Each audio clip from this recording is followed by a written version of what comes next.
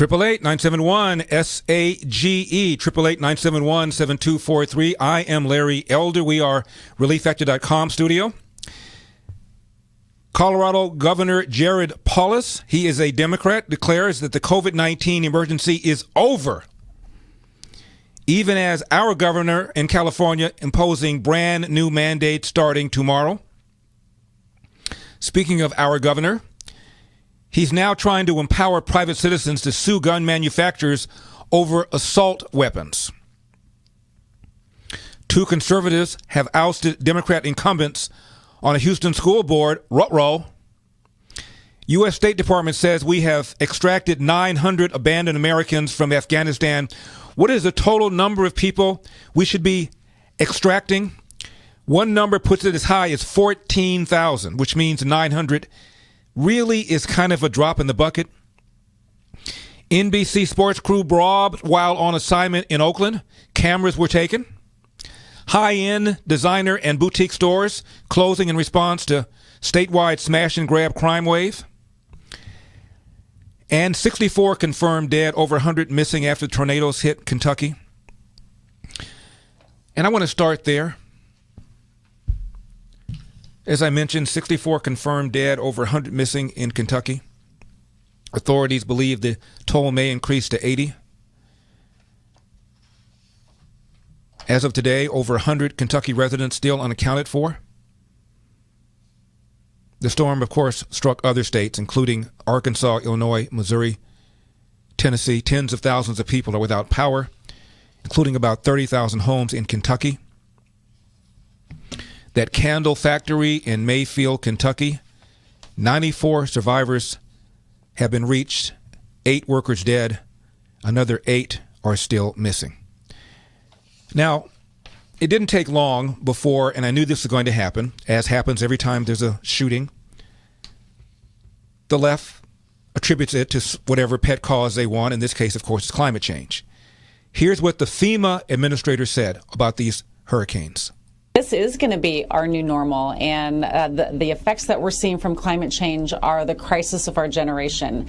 We're taking a lot of efforts at FEMA to work with communities to help reduce the impacts that we're seeing from these severe weather events and help to develop system-wide projects that can help protect communities. The crisis of our generation. Not the fact that Iran is this close to getting a nuke. Not the fact that we've left $80 billion worth of cutting-edge equipment in the hands of al-Qaeda, the Taliban. Not about the oppression of the Uyghurs in China and about the possible takeover of Taiwan by communist China. Not the growing aggressiveness of Russia, the possibility they may invade Ukraine. No, the generational crisis of our time is climate change. Now, as you know, whenever I try to make an argument, I try my best to use left-wing sources because those of you who are on the left who listen to the show will have a much more difficult time dismissing what I say if it is backed up by left-wing sources. Now, President Biden said on Sunday, quote, "We know everything is more intense when the climate is warming," end of quote. And as you heard, the FEMA administrator, Deanne Criswell, referred to the tornadoes as, quote, the new normal. Really? I'm holding in my baby brown libertarian fingers an article from PBS, Public Broadcasting System, left-wing. There's been a study about how left-wing it is and about how left-wing its listeners and viewers are. This is from March of 2019, so a little more than 2 years ago. Headline, is climate change making U.S. tornadoes worse? Quote, some signs point to human-made climate change, but those conclusions are mixed at best. Weather and climate scientists have confidence, for instance, in the parallels between tornadoes creeping east and global warming, but are less convinced that climate change is increasing the number of tornadoes overall. And the article ends as follows. Given these tornado trends coincided with those of warming oceans. There might be a link to climate change, except no one knows for sure. That's PBS. USA Today, also left wing. This is from 2012. So we're talking 9 years ago. Headline: despite 2011, study shows tornadoes not getting worse. Quote: as 2012 shapes up to be the least active year on record for tornadoes, new research suggests climate change is not necessarily driving up the number and force of killer twisters. Research in the Journal for Environmental Hazards counters assertion that climate change is fueling this form of severe weather. Authors write in the study, and I'm quoting them, "There's absolutely no evidence of an increase in damaging tornadoes." They add that the number of U.S. tornadoes might actually have decreased since accurate records began in the 1950s. Quote, on average, just over 1,300 tornadoes form each year in the USA, the vast majority of which cause very little or no damage. Study led by Roger Pilkey, Jr., professor of environmental studies, University of Colorado, and they list his co-authors. Quote, as awful as 2011 was, writes this article in USA Today, when 550 Americans died in tornadoes last year appears to be unusual and not part of a trend. Tornadoes and tornado damage can fluctuate wildly from year to year. 2012 is on track to be the quietest year on record for tornadoes in the USA, according to the Storm Prediction Center in Norman, Oklahoma. Here's another part of the article. Study finds that the damage from tornadoes has actually decreased since the 1950s once figures are normalized or adjusted for inflation, wealth, and population. Harold Brooks of the National Severe Storms Laboratory in Norman, Oklahoma says another way of looking at this study is it attempts to adjust for the amount of stuff that's in the way. In other words, more people living in tornado-prone areas means there's going to be more damage. Doesn't mean there's more tornadoes or that the tornadoes are more severe. Meteorologist Mike Smith of AccuWeather Enterprise Solutions, Wichita, Kansas, agrees. The findings do not surprise me. I do not see an upward trend in disasters in general, and I do not see one for tornadoes in particular. I believe there's some evidence that tornadoes were in fact worse in the first half of the 20th century. Mr. Kirby, is this thing on? Is this mic on? Are you sure? Even the UN Intergovernmental Panel on Climate Change report, while claiming a link between global warming and other weather extremes, found that, quote, long-term trends in economic disaster losses adjusted for wealth population increases cannot be laid at the feet of climate change. The Intergovernmental Panel on Climate Change adds that, quote, there is low confidence, close quote, of a link between climate change and tornadoes. I've got more. We come back. Fact check, PolitiFact. Are there as many hurricanes today compared to 100 years ago? PolitiFact, which of course is left wing. 888-971-SAGE, 888-971-7243. And next hour, a major religious leader and I will be talking about homelessness. Stick around for all of that. I am the Great Eldersky, 888-971-7243. Join in, join in, join in.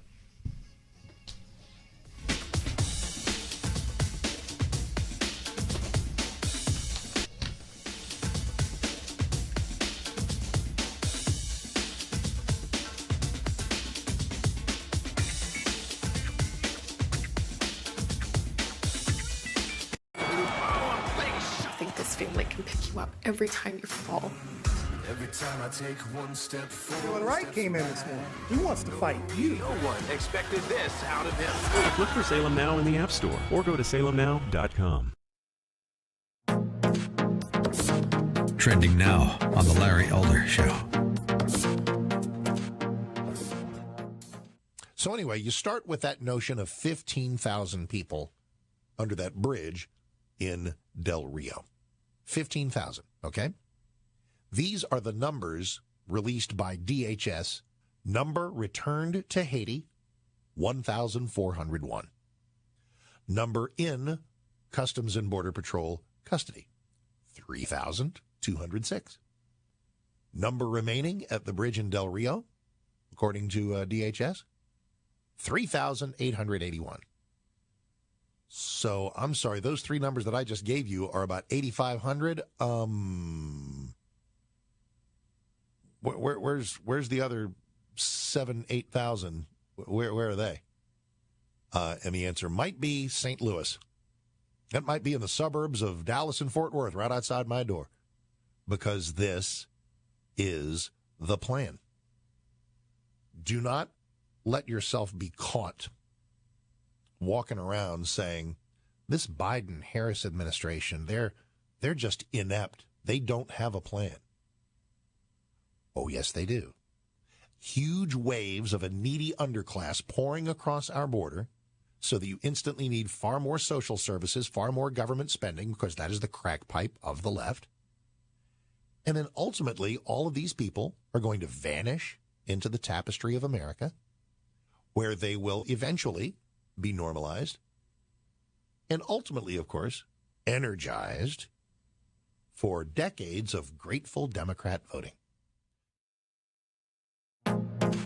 Keep up with what's trending. Subscribe on YouTube and at rumble.com.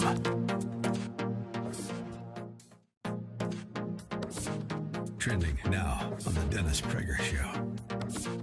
It's like a ripple throughout society. We've got Dr. Fauci hectoring everybody who's had COVID who didn't get a vaccination, even though they have immunity. But I'm talking about not the people who refuse to be vaxxed, but the people who've had it and yet we have 2 million people scheduled to come across the border in the fiscal year, and he's absolutely silent about it. That's right. He can't even utter the word. Well, it's like the silence of the unmasked demonstrators. The medical profession said that's fine because it's all 1,200 of them. I remember that well. That's right. And it's so what we're doing is we're creating not just exemptions for illegal aliens, but we're elevating them in some sense. We're not asking them to follow the law. We're not asking right. them So to I want to know the original sin here. Is the original sin Ted Kennedy? Is the original sin the inability of the World War II generation to pass on American values? What's the original sin?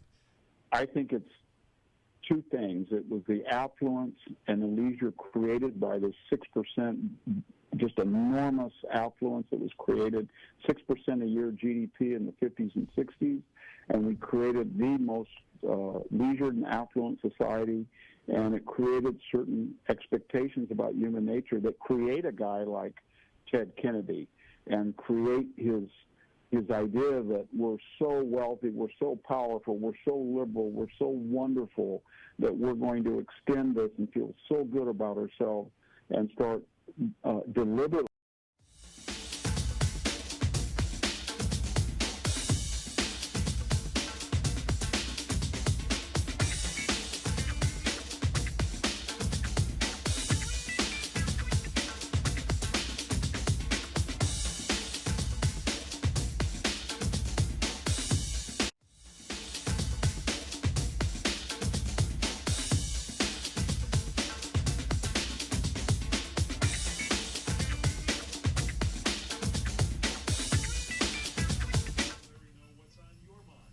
State was hit by at least 4 tornadoes. One stayed on the ground in Kentucky for at least 200 miles, devastating anything in its path. Thousands of homes are damaged, if not entirely destroyed, and it may be weeks before we have final counts on both deaths and levels of destruction. We lost lives in at least 8 counties, and at least 18 counties suffered damage. As of this morning, our best count for confirmed deaths, the most accurate count we have as of this morning, are 64. Kentuckians. That is the governor of Kentucky, Governor Beshear. And as I said a moment ago, it didn't take long before the Biden administration attributed it to climate change.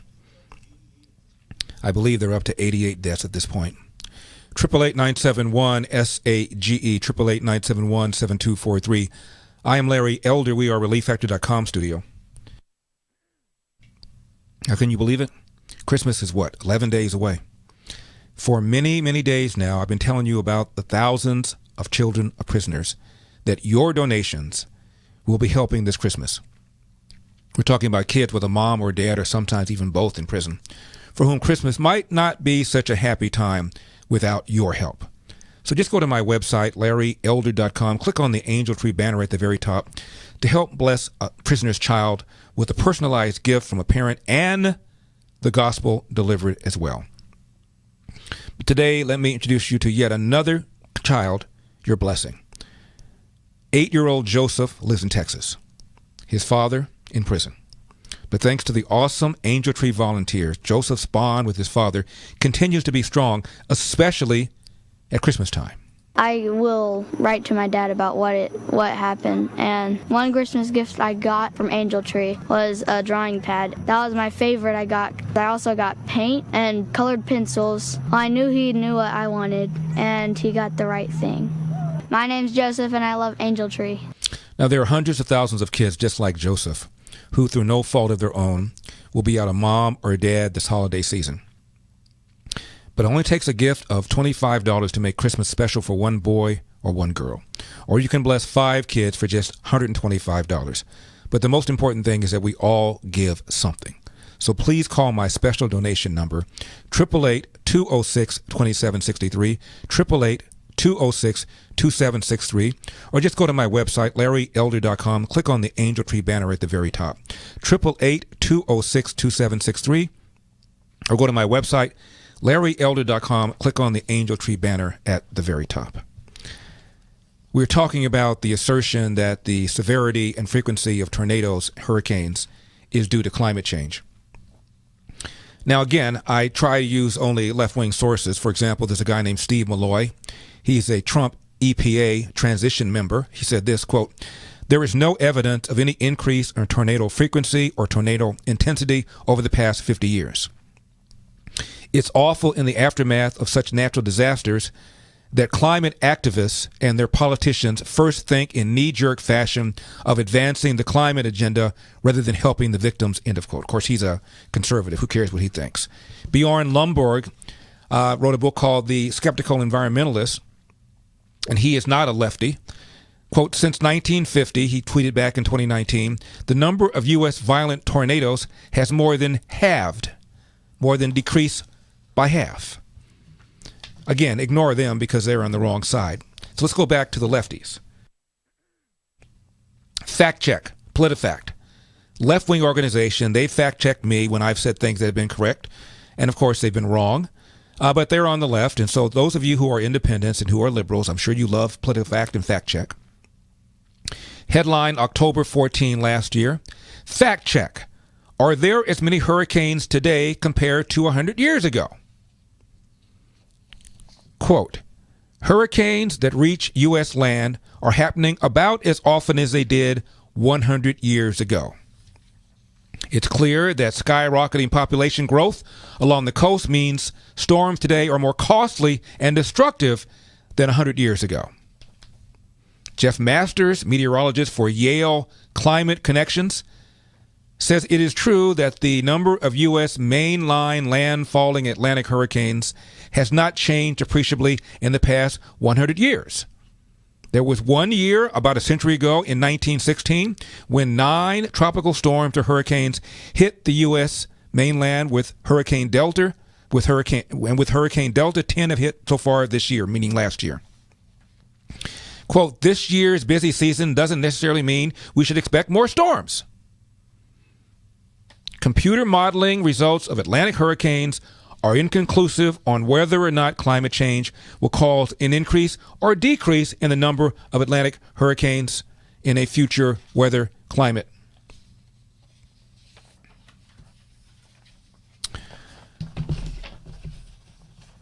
And then there's this. America's deadliest tornado occurred March 18, 1925. Were we talking about climate change back then? Tracking across 3 states, it killed at least 695 people.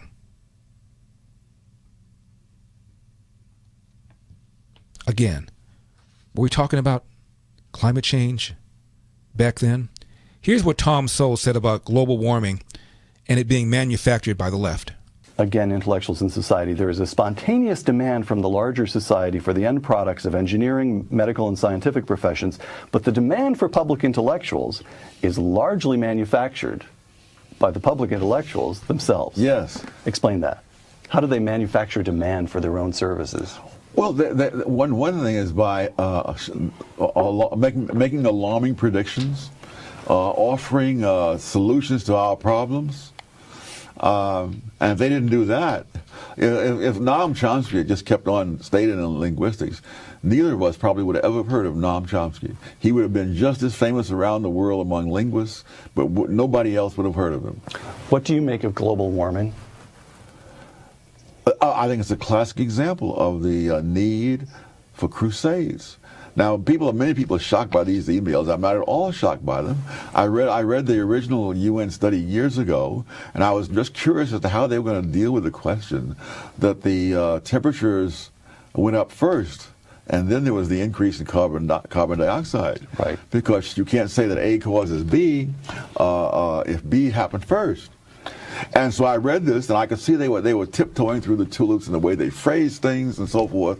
They couldn't confront that, and now we're finding out that they knew darn well they couldn't deal with all the evidence. So it fits the pattern of a group of intellectuals, climate scientists who have a very narrow competency, suddenly proclaiming that there's a crisis, scaring the rest of us, thereby creating a demand for their services, not as climate scientists alone, but as a kind of high priestly caste that can tell us all how to live and save the entire planet, and in the meantime generate billions of dollars worth of government programs to fund their research initiatives. And so more on the business that the tornadoes are linked to climate change when we come back. I'm Larry Elder.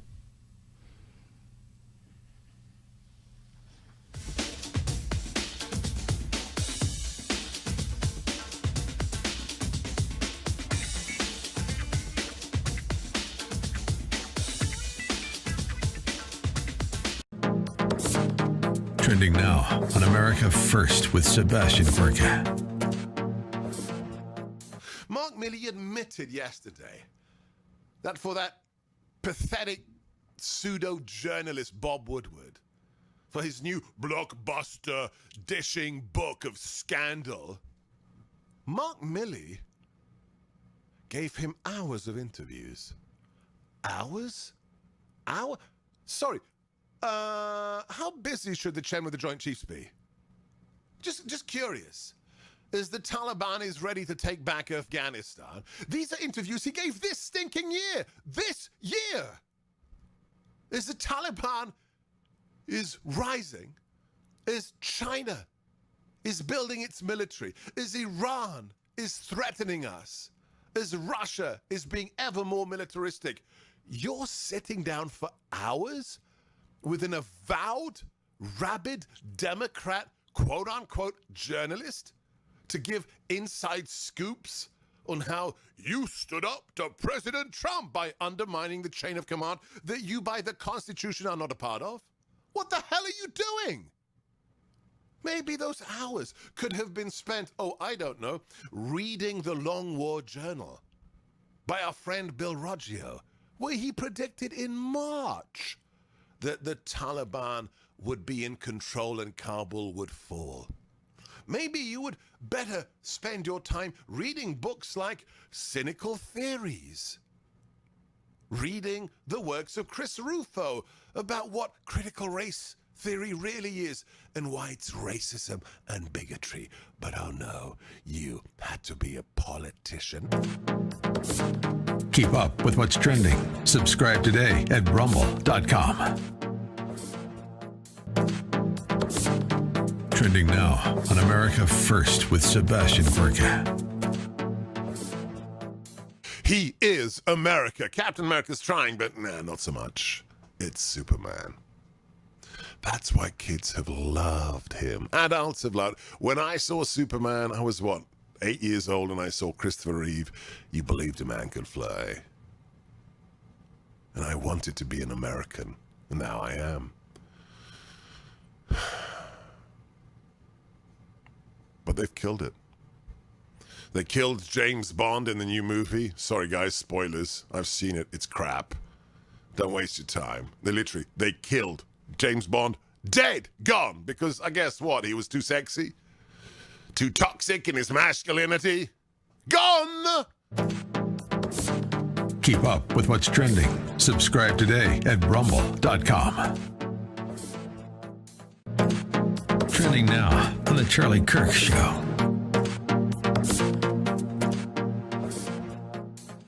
When there is a clash on the left between separate preferred activist groups, who gets preference? Who wins? Now, on the left, they have a hierarchy.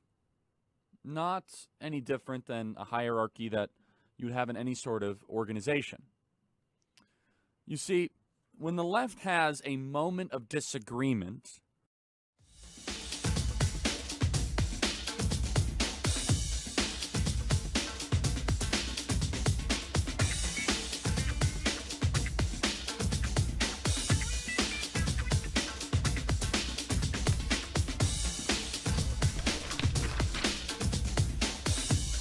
it's a racket. Yes. All right. But again, you have to take account of the ability of human beings to rationalize. I'm sure there are scientists out there who believe some or much of what they're saying, and there are other scientists who believe the opposite. But the ones who are pushing global warming are doing their damnedest to make sure that those who believe the opposite don't get heard in the public. So shouldn't there be some large-ish body of climate scientists who say the data really does suggest that we're headed into trouble here, but precisely because my saying so as a climate scientist will look like special pleading, we as a community of scientists should be even more careful about being completely transparent, pushing the data out to the public. They should overcome the hurdle that it looks like self-pleading. Why isn't that taking place? There's no payoff to that. All right. Imagine yourself as an assistant professor in some department where your senior colleagues who are going to vote on your pay, among other things, have millions of dollars in grants handed out to promote global warming, and you say just what you just now said, and they'll say this guy is incorrigible. 888-971-SAGE, 888-971-7243. I am Larry Elder. We are ReliefFactor.com studio. Now, all of you out there know that MyPillow doesn't have their box stores. They don't have shopping channels. They've been part of this cancel culture because Mike Lindell dared to question the legitimacy of the 2020 election. But you have been very supportive of MyPillow, and Mike now wants to give back. You can now get the lowest price in history of MyPillow for their classic standard MyPillow, regularly $69.98, now only $19.98 with promo code. They also have queen size, regularly $79.98, now $24.98 with promo code, or king size, regularly $89.98, now only $29.98 with your promo code. And MyPillow is not just pillow. They have over 150 products, everything from sleepwear to my new beds. Promo code also works on mystore.com and frankspeech.com. Just go to mypillow.com or call 1-800-890-1843. Be sure and use promo code Larry to take advantage of Mike's special offer on his standard MyPillow. That's mypillow.com, promo code Larry, or 1-800-890-1843. That's 1-800-890-1843. Now, yesterday, we talked about the latest Zip poll question. Do you own any cryptocurrency? 87% said no, 13% said yes. Here's the one for today, something we've just been talking about. Do you believe that hurricanes and tornadoes are becoming more frequent and more severe because of climate change? Yes or no? In order to participate, you must be a member of the Zip community. Go to your app store, download the Zip app by searching under Zip Poll USA, And in order to participate, you must use my code SAGE, S-A-G-E. We'll go over the results of that question tomorrow. Here in L.A. at USC, there was a high-level round table of local faith leaders to discuss how the faith community can respond to the homelessness crisis in Los Angeles. We're going to talk to one of these faith leaders next hour, so please stick around for that. 888-971-SAGE, 888-971-7243. I was just upstairs in the building where I work. We're having some remodeling done, and so we can't use the restroom on our floor. We have to go to the restroom either above or below. And so I go to the restroom, and by the way, there's a mandate that you wear a mask in the building. Some people abide by it, some people don't. I usually abide by it, not because I think it's going to do any good, but because people get skittish when you're around them if you don't have the mask on, and who what's the point? That's how I look at it. So I put it on. I go in the bathroom, and there's a guy there with the mask on below his nose, which of course defeats the whole purpose of having a mask. And I said that to him, not in a threatening way, because I don't care. I said, that defeats the whole purpose of wearing a mask. You put it under your nose like that. He goes, yeah, I know. I know. But he put it on under his nose. And I'm driving to work today, and I pass a guy who's in the car with a mask by himself. I see a guy walking a dog. The dog didn't have a mask, but he did, by himself. And, the governor of California, starting tomorrow, is requiring indoor masking. Again. Did it before, then he took it away, now back again. And that's because the daily COVID-19 rate has gone up 47% since Thanksgiving. But it's different from county to county. Orange County, San Bernardino County, more conservative counties, caseload is not going up nearly as high as they're going up in L.A. County, which has had far more severe mandates. Now, you would think, even if you're on the left, we have a 50-state experiment going on right here. Every governor has done this somewhat differently. Now we're finding out things are better in Florida than they are in California. It seemed to me, even if I'm on the left, I'm saying to myself, maybe we might want to rethink this. We come back, we're going to talk about the reimposition of indoor mask mandates here in California. Now, 3-week quick start, $19.95. That is less than $1 a day to see if we can get you out of pain. Why so cheap? Well, the idea is to make sure it works for you. You see, Relief Factor does not even break even until 4 or 5 months after you start ordering, after you've had your first 3-week quick start. They want to make sure it works for you. So if you've got back, shoulder, neck, hip, foot, knee pain from exercise or just getting older, consider ordering the 3-week quick start. Again, $19.95. Just go to relieffactor.com, relieffactor.com, or call 800-500-8384, 800-500-8384.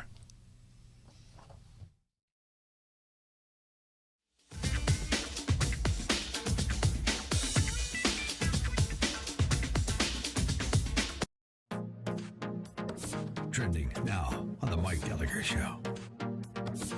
Boy, the state of Florida just fined Leon County $3.5 million because they fired 14 employees. Coercion is just totally wrong. I think it's destroying trust in public health to the extent that there was still trust left over after all the stuff that's been done. But I think it's really, really negative, and I think you're going to end up driving people away. Governor DeSantis makes a great observation about the way the mandate is driving people in the other direction. And that's why companies have got to stop the mandates. This just has to stop. This isn't working. You cannot fire people over a vaccine. Keep up with what's trending. Subscribe on YouTube and at rumble.com.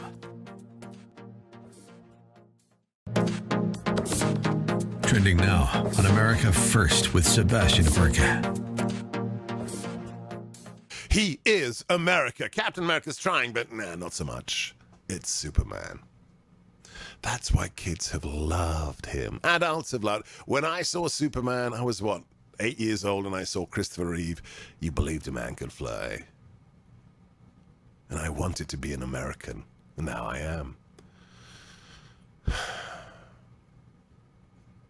But they've killed it. They killed James Bond in the new movie. Sorry, guys, spoilers. I've seen it. It's crap. Don't waste your time. They killed James Bond. Dead. Gone. Because I guess what? He was too sexy? Too toxic in his masculinity? Gone! Now they've done it with the Superman franchise. I posted this yesterday. Turned my Instagram on fire. The image of Superman in a homosexual kiss. Because DC Comics, I guess they don't want to sell comics. And now the new Superman, the son of Kal-El, is going to come out as gay, or as Jeff pointed out, I guess he's bi, right? Whatever, who cares? But here's the bottom line. This is beautiful. I hope Media Matters is writing this one up. Hey, Zachy Poo, are you typing? How many homosexuals, how many gay people are there in society? 1%, 1.5%. Let's be generous. Let's double it. 3%! 3% of America are gay. And the gay people I know, they don't rub it in your face. Keep up with what's trending. Subscribe today at rumble.com.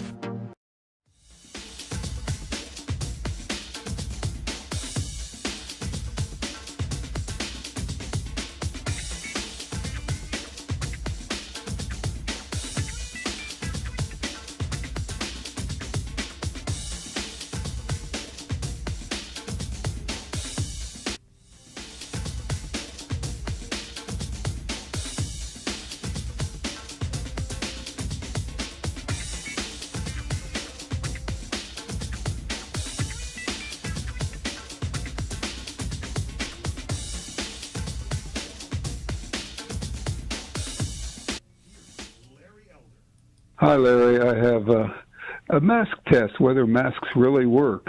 I just wonder, what's smaller? Or a gas pass? Is a COVID bigger than a pass of gas? Or is a pass of gas bigger than COVID? If COVID is smaller, why do we need a mask? Because a pass of gas gets right through, no matter where you wear, which way you wear it, white side out or blue side out. It gets through. Hey, Larry. Phil from the sanctuary city of Philadelphia. Just a quick observation.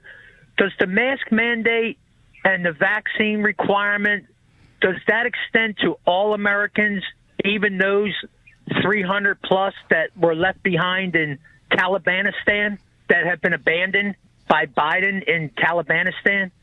And since Pelosi's retiring to Florida, do you think she could open up her home to like make it a homeless encampment? She don't even want to deal with it out there, right? Love you in Philly, bro. Merry Christmas. 888-971-SAGE, 888-971-7243. I am Larry Elder. We are ReliefFactor.com studio. We're going to talk about Afghanistan later on. It turns out there's 14,000 people that should be evacuated that have been left behind. Regarding Nancy Pelosi retiring to Florida, that was a rumor that she purchased a high-end home in Florida. I checked it out, and apparently that rumor is false. 888-971-SAGE, 888-971-7243. There was a big conference regarding leaders of faith at USC over the issue of homelessness. We're going to talk to one of those religious leaders who participated in that conference, a good friend of mine, next hour. Also, that formerly male swimmer who now swims for the female team, a transgender. He said, "Isn't it not unfair for me to compete against these women?" All that and more, 888-971-SAGE. Now, President Biden keeps saying that COVID ought not be a political issue, but that raises a very important question, doesn't it? Why doesn't he simply lift the most burdensome political football of all, his own administration's unconstitutional and illegal vaccine mandate? For America's small businesses, mandates are costly, cumbersome, and controversial, and they distract from their real business at this time of the year, serving customers who are doing their Christmas shopping. This is another reason that Job Creators Network is suing the Biden administration over its illegal vaccine mandate. Because until it is withdrawn, small businesses continue to suffer from uncertainty over whether or not the mandate will take effect and how much of their workforce they will lose if it does. Small business owners can't afford this expensive legal work to fight Washington, but Job Creators Network can, provided you help. Join with JCN to help small business owners fight this illegal mandate. Just go to blockthemandate.com. That's blockthemandate.com. Jerry is in Napa, California. Jerry, you're on the Larry Elder Show. Thank you so much for calling. I appreciate it. Oh, hello. I was I'm working in the shop. Pleased to meet you. Pleased to meet you too, Jerry. I'm sorry? I said pleased to meet you too, Jerry. Yeah, oh man, I really dig you, man. Straight off to the point, you put Thomas Sowell out into the atmosphere. You put Dick Gregory out in the atmosphere. Oh, that's the wonderful thing you've done in your life. And I'm just happy. Man, the wisdom is out there so much. And then talk radio has such a bright future. This internet stuff is getting too crowded. Have you ever noticed that? Have you ever noticed, like, particularly on where I'm at on a Friday, man, or in the morning, Mondays, the traffic, and they're talking about that's with this 5G. But anyway, I'm rambling here. It's a beautiful day up here in Napa, man. I'm telling you, man. I share that with all of your listeners. And just, Diggy, I'm the Northern California version of California. Well, Jerry, I really appreciate it. I got a quick question, though, Jerry. Have you been to the French Laundry? You've ever eaten there? You know what? I've delivered stuff all in and around that place. I worked on Opus One. Yes, I peered in the windows. That's about it. You peered in the window. That's about it, though. So you haven't incurred a $12,000 wine tab the way the governor did. And as I've said many times, I have no idea what he ordered, but I assure you it wasn't Mad Dog 2020. Jerry, thank you so much.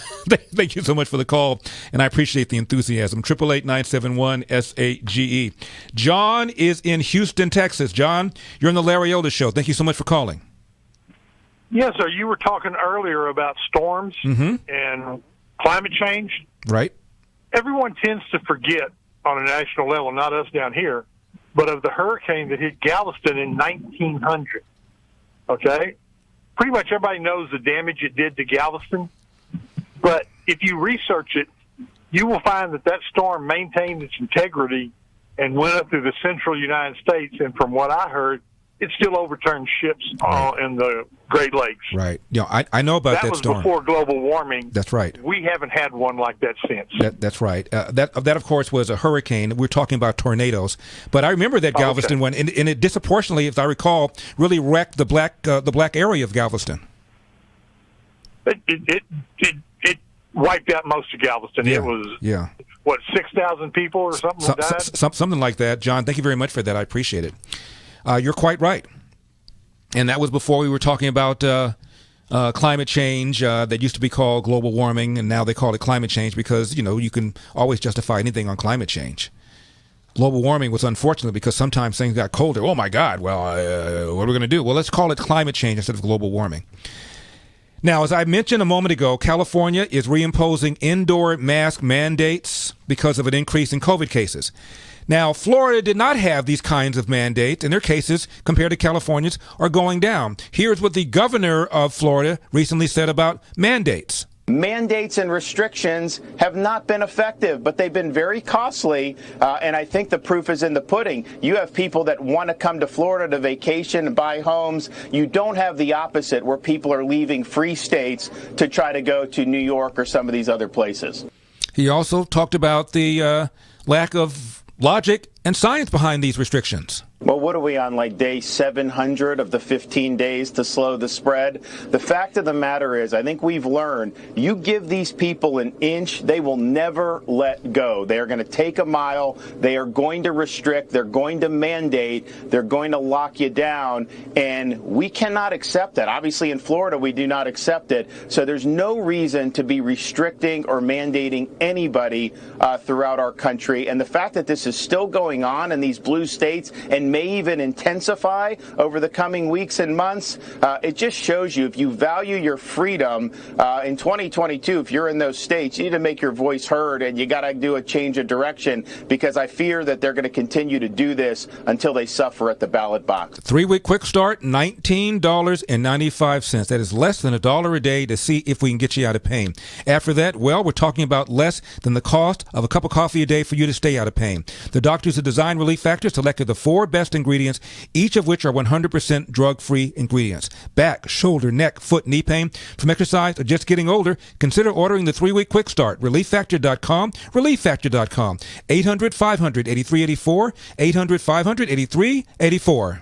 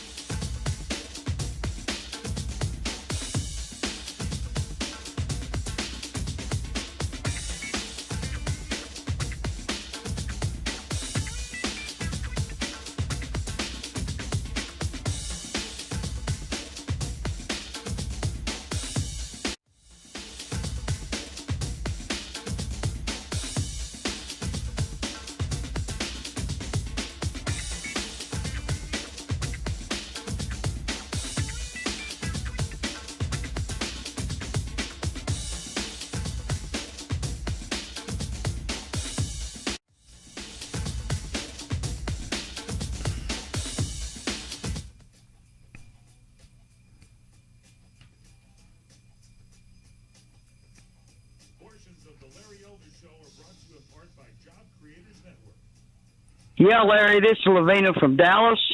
Enjoy your show. Just had a question for these idiots on the left. If they do away with the oil and gas industry, I believe all of our United States military fighting vehicles run on diesel. I believe natural gas and oil is used to run the electrical grid. What do they intend on using?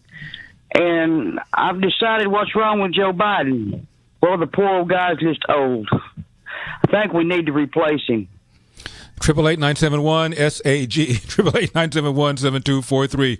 I am Larry Elder. We are ReliefFactor.com studio. Coming up, California imposing new indoor mask mandates. They already did, and they relieved them, but now they've reimposed them because of the increase in COVID cases. Meanwhile, you have states like Florida that did not have these kinds of mandates, and their cases relative to California's are down. That's not relevant, though, apparently. And here is a South African doctor saying that Omicron diseases causes a mild disease, whether you're a child or whether you're 80 years old. This is now our 4th week. There's no reason why you can't trust us when we say to you it's mild disease. We're not saying that there will be sick patients. That's not what we're saying. We say the majority is mild. There's no need to hospitalize any of these mild cases. There's really no need. And these patients recover within about 5 days. Whether you are a child, whether you are 80 years of age, whether you've been vaccinated, whether you have not been vaccinated, whether you have suffer from mild diseases, other comorbidities, this is what we see. This is the real life. This is the real experience. By the way, the California governor is announcing a mask mandate irrespective of your vaccination status. Whether or not you have been fully vaccinated, whether or not you've had the booster, you still will be required to wear a mask indoors. Elon Musk, who used to be a Californian, he's now leaving California because of the lack of freedom, has recently been named Time Magazine's Man of the Year. Guess what he said about mandates for vaccination? Are you vaccinated, if I may ask? Yeah, I mean, I'm very pro-vaccination. Yeah. I believe the science is unequivocal. Yeah. I treat it to that effect. But by the same token, I am against forcing people to be vaccinated. You know, I think this is just not something we should do in America. I think we should encourage people to be vaccinated, strongly try to convince them to be vaccinated, but not force them to be vaccinated, or for example, force them to get vaccinated or get fired. At one time, Joe Biden had that same point of view. When we come back next hour, we're going to be speaking with a faith leader who met with other faith leaders at USC to discuss the rise in homelessness here in California. We're going to talk about the formerly male swimmer who's now swimming for the female team at Penn, shattering records, not by milliseconds, but by 20 seconds, 30 seconds. And she was asked whether or not she thinks this is fair. All of that and more, and California reimposes COVID mask mandates. I'm Larry Elder.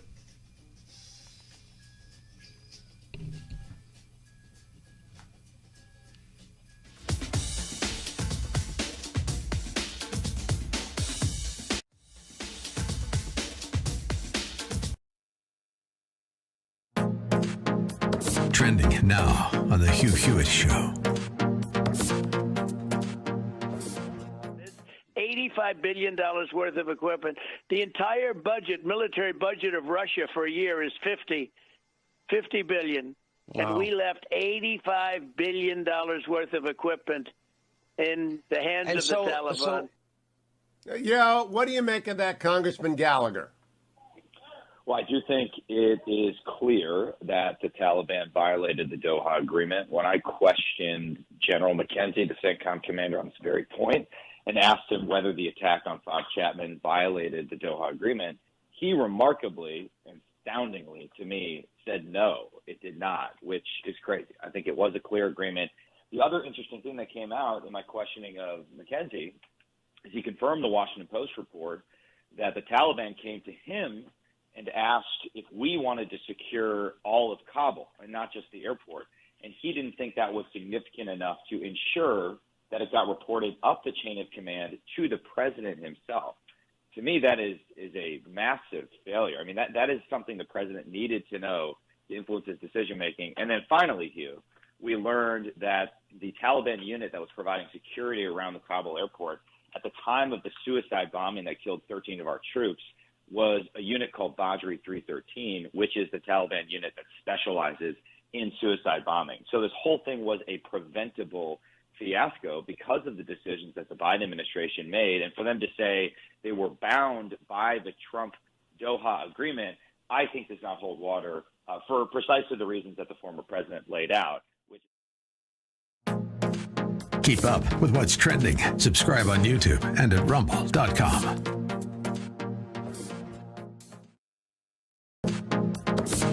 Trending now on the Dennis Prager Show.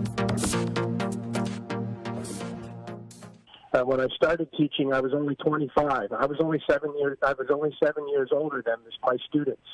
That's not a great span of time for between a man and a young woman, and it is a daily distraction. That's right. It is. I thank you for your honesty. That is exactly right, and it is not his fault. He's built that way.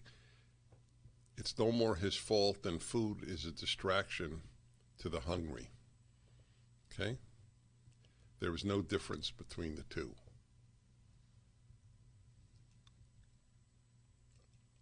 So I'll tell you an interesting story, really interesting. Many years ago, and I can't find this on the internet, maybe one of you can, and that would be of great help to me.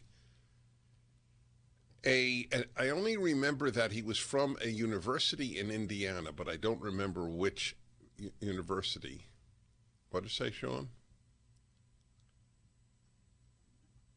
So a professor did a study and found that one of the two groups, I don't remember the second, of men most likely to divorce were high school teachers.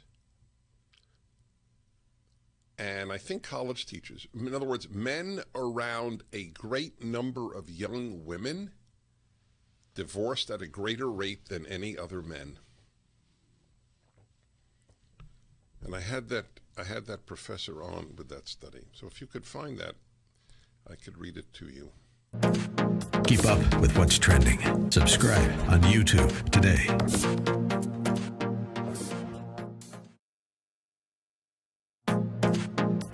Trending now on The Hugh Hewitt Show. Yesterday, that not one Republican would support the budget that's coming over with a debt hike attached. They will not support a debt hike relief standing alone. Is that your position? Absolutely. Democrats have the White House, the House, and the Senate. They don't want any of our involvement with all their radical spending, which we shouldn't be. And so if they want to raise the debt ceiling, they want to do it on their own. You know why? They've been very clear. They don't want to do this debt ceiling on their own because they know it's toxic. They say, oh, we want you to be part of our what we're doing here. You know, their budget in this deal is $3.5, which is really $5.5 trillion. Will take our debt to $45 trillion. Now let's look at what's happening in families right now with inflation. It's hurting our poorest families. It's hurting our families on fixed income. And the Democrats are causing all this with their spending, and they don't want to be responsible for it. They are responsible for what's going on. And so do you think you'll keep, for example, you've got to get Senator Murkowski reelected, and I hope you do. I think she's a good, solid vote on 99% of the stuff that we vote on. Will she and any other Republican think about bolting and voting for it? Because it will hurt them. It will really hurt them if they vote for any Democratic. I don't think any of them are going to vote for it. We have a clean continuing resolution that McConnell and Richard Shelby put together that will deal with that. We're not going to do the debt ceiling. That's the Democratic responsibility. We'll keep the government open. We will help with the Afghan refugees, and we'll also help with the disaster relief for Louisiana. So ours is clean, all right? But the Democrats don't want to do it. I don't know if we'll even get a vote on it. So the Democrats might shut down government. I don't think they will, but they could decide to shut down government. Keep up with what's trending. Subscribe on YouTube and at rumble.com.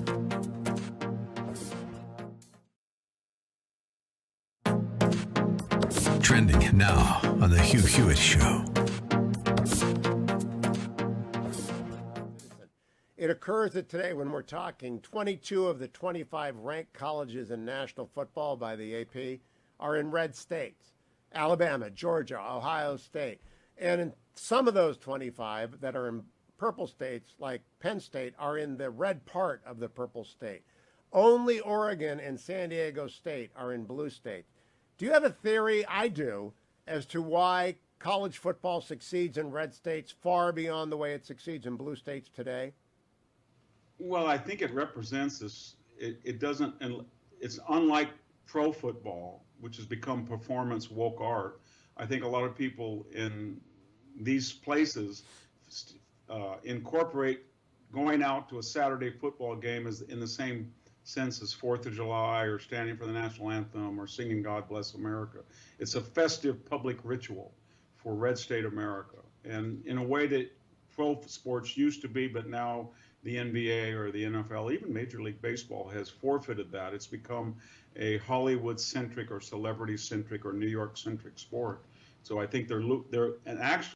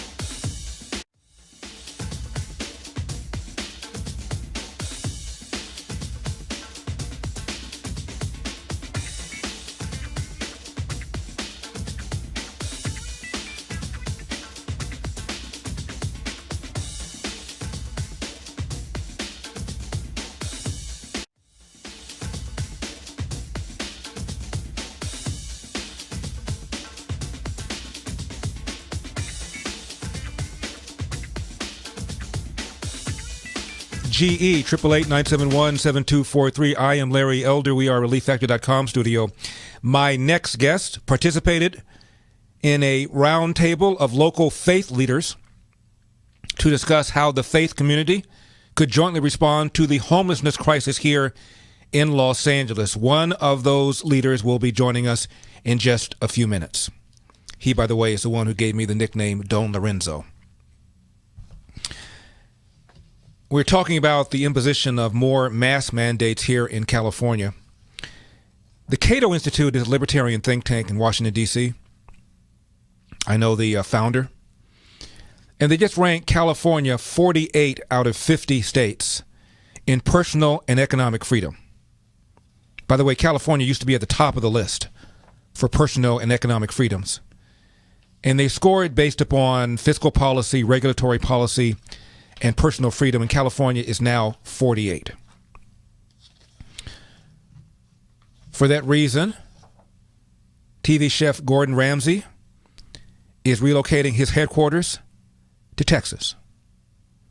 Plans to open up 18 restaurants in places like Boston, Miami, Chicago. Over the next 5 years, the CEO of Gordon Ramsay's company says they're going to oversee the debut of 75 company-owned restaurants.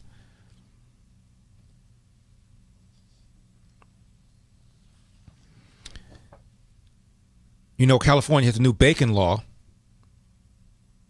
that's set to begin soon. The law requires that breeding pigs, egg-laying chickens, and veal calves be given enough space to stand and turn around. For pigs, that means they can no longer be kept in narrow gestation crates and must have 24 square feet of usable space. And a coalition of California government restaurants and grocery stores have filed a lawsuit to block this new farm animal law. It was approved by the voters, 2-to-1 ratio, back in November 2018. It's called Proposition 20, and it's scheduled to take effect New Year's.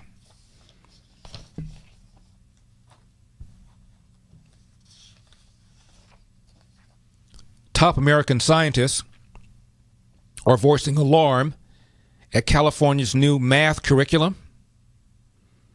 600 of the nation's top quantitative scientists have signed on to an open letter that expresses deep concern about California's equitable math framework. That's the term that's used.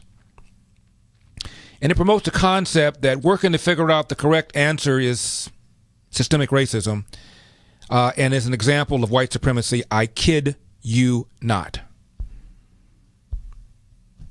The scientists write, "We are deeply concerned about the unintended consequences of recent well-intentioned approaches to reform mathematics education. Such a reform would disadvantage K-12 public students compared with their international and private school peers."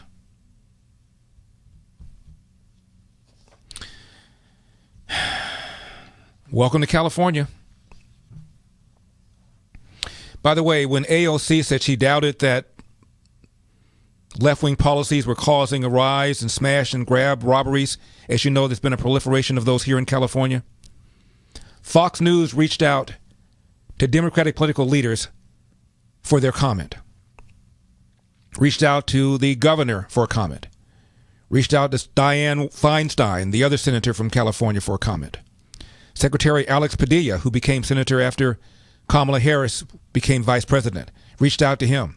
Reached out to Mayor London Breed, the mayor of L.A.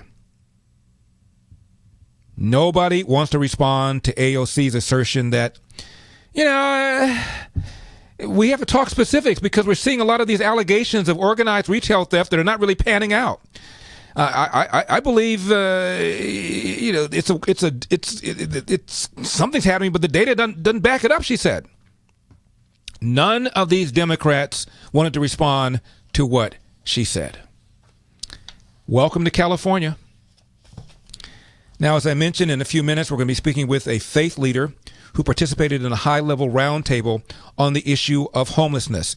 Speaking of which, Recall, I was touring a homeless encampment in an area outside of L.A. called Venice when California's recall election just 6 days away now, and opponents of Gavin Newsom making their case to voters to remove the Democrat from office. Meantime, Newsom is getting support from some political heavyweights. Eyewitness News reporter Josh Haskell with more on the including Vice President Kamala Harris joining Newsom on the campaign trail today. Josh?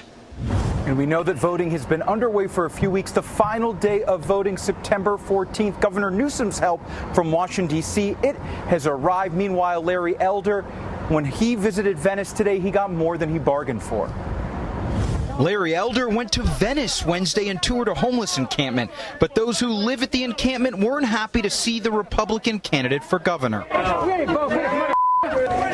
An egg was thrown at Elder and his security. We have eggs. Anyone throwing eggs? The campaign telling Eyewitness News they had safety concerns, so they cut the tour short and brought Elder to a waiting vehicle instead of his new campaign bus. Afterwards, Elder told us he wasn't concerned for his safety. People are angry. People are furious. People are mentally ill. This problem needs to be fixed, and Gavin Newsom has made it worse. Earlier, the Republican leading in the polls spent the morning in the Fairfax district voting. In the Bay Area, Elder was a target for Governor Newsom, who rallied supporters alongside Vice President Kamala Harris. If we're not successful in rejecting this recall, Larry Elder is going to be sworn in as your next governor. I want to sound like Obama, say, don't boo, vote. What's happening in Texas, what's happening in Georgia, what's happening around our country with these policies that are about attacking women's rights, reproductive rights, voting rights, workers' rights. They think if they can win in California, they can do this anywhere. Well, we will show them you're not going to get this done. Not here, never. Hello, Californians. You've got a big choice to make by September 14th. Governor Newsom has spent the past year and a half protecting California communities. The recall has even gotten the attention of President Barack Obama, who released this ad Wednesday supporting Newsom, who laid out the stakes of the recall election. In California, we make it easier to vote because we believe in the right to vote.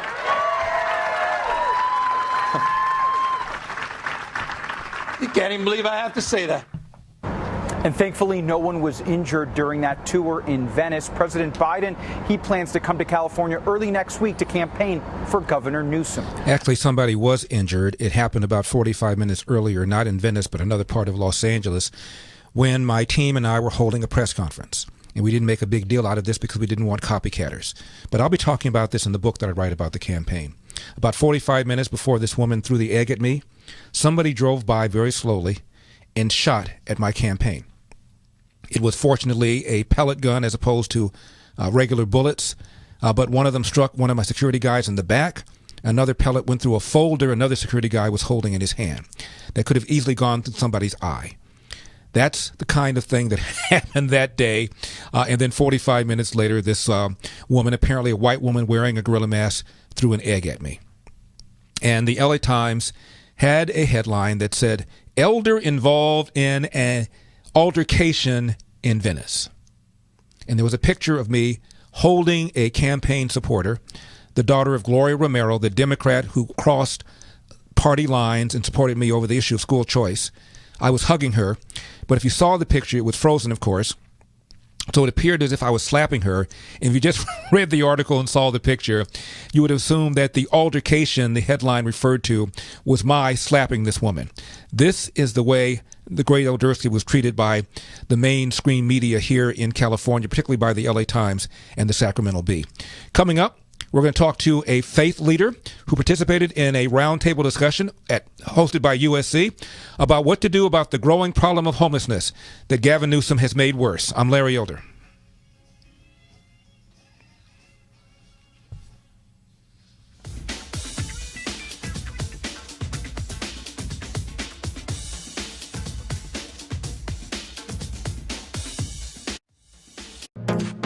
Trending now on the Charlie Kirk Show.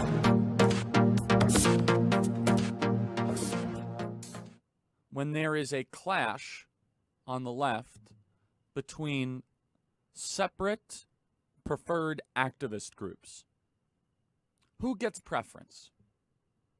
Who wins? Now, On the left, they have a hierarchy.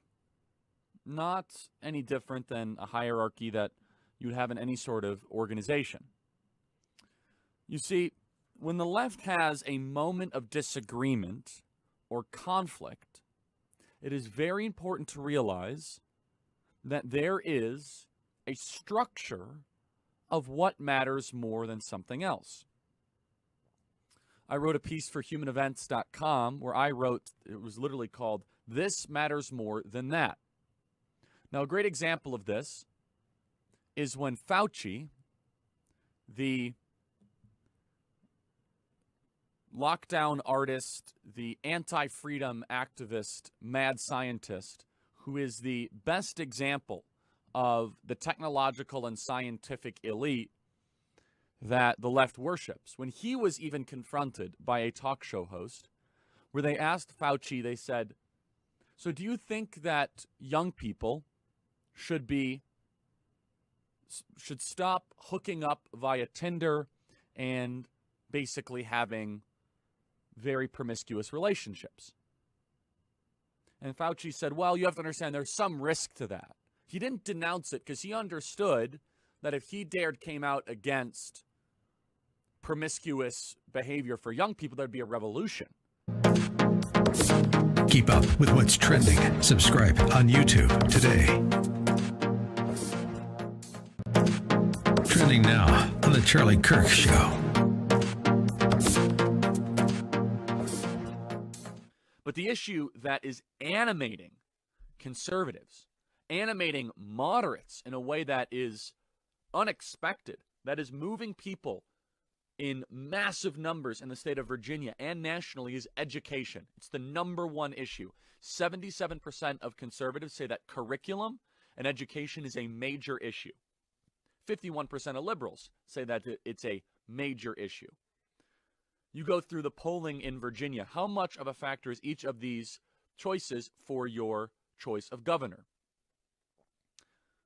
Abortion policy is 58% major factor, but curriculum on race and history, 62%.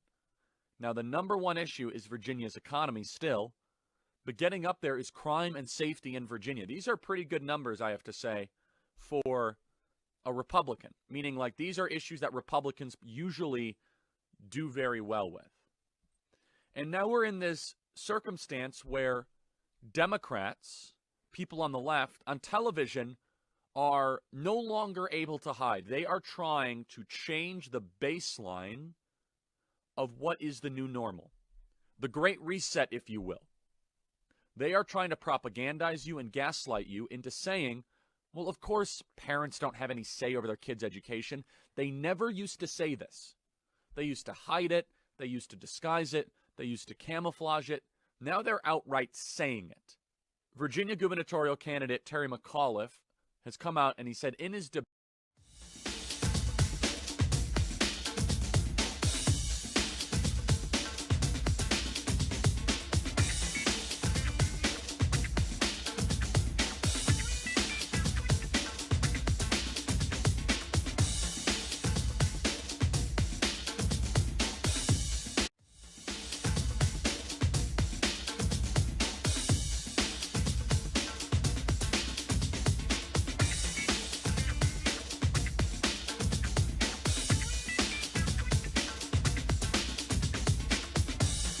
when we were kids, even before we were born, when my dad and your dad fought for the freedoms of this country, fought for that flag, American flag, okay, in the military, and many, many other like them, heroes, okay?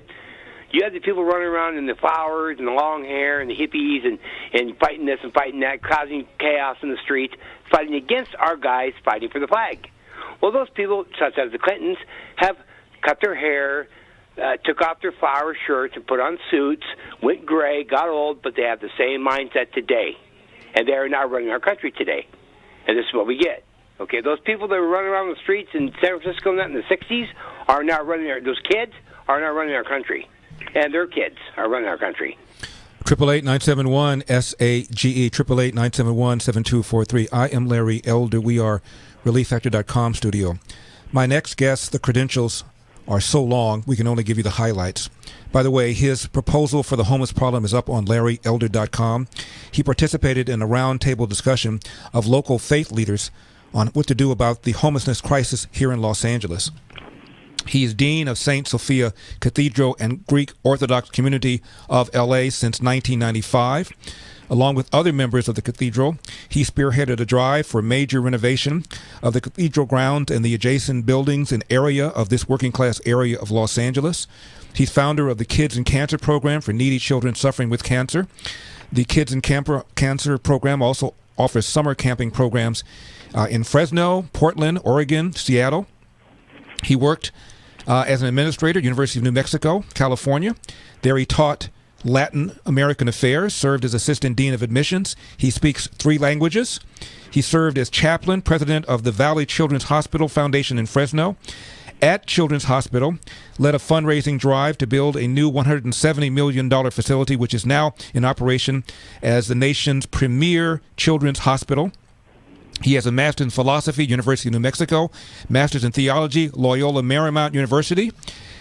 Immigrated to the country from Greece back in 1958 with his family, where they settled in Albuquerque, New Mexico. Please welcome to the program Father John S. Backus. Thank you. Father John, how are you? Hi, my beloved friend. You know, I call you Don Lorenzo, and so I, as an affectionate nickname, I call you Donzo. But you have always been in my heart. I've been a great admirer of yours, not because you've been so kind to me, but an admirer of your talent, an admirer of your intellect, and an admirer of the fact that in many ways you're the contemporary Aristotle, the philosopher of our era. And I think a lot of people don't appreciate that because sometimes we use glasses that are tainted, and some of the things that may be truth don't fit in their agendas. Anyway, I don't want to get into that, but let's talk about whatever you wish to talk about, the homeless situation. Well, I saw your proposal for the homeless problem. We have it up, by the way, on my website, LarryElder.com.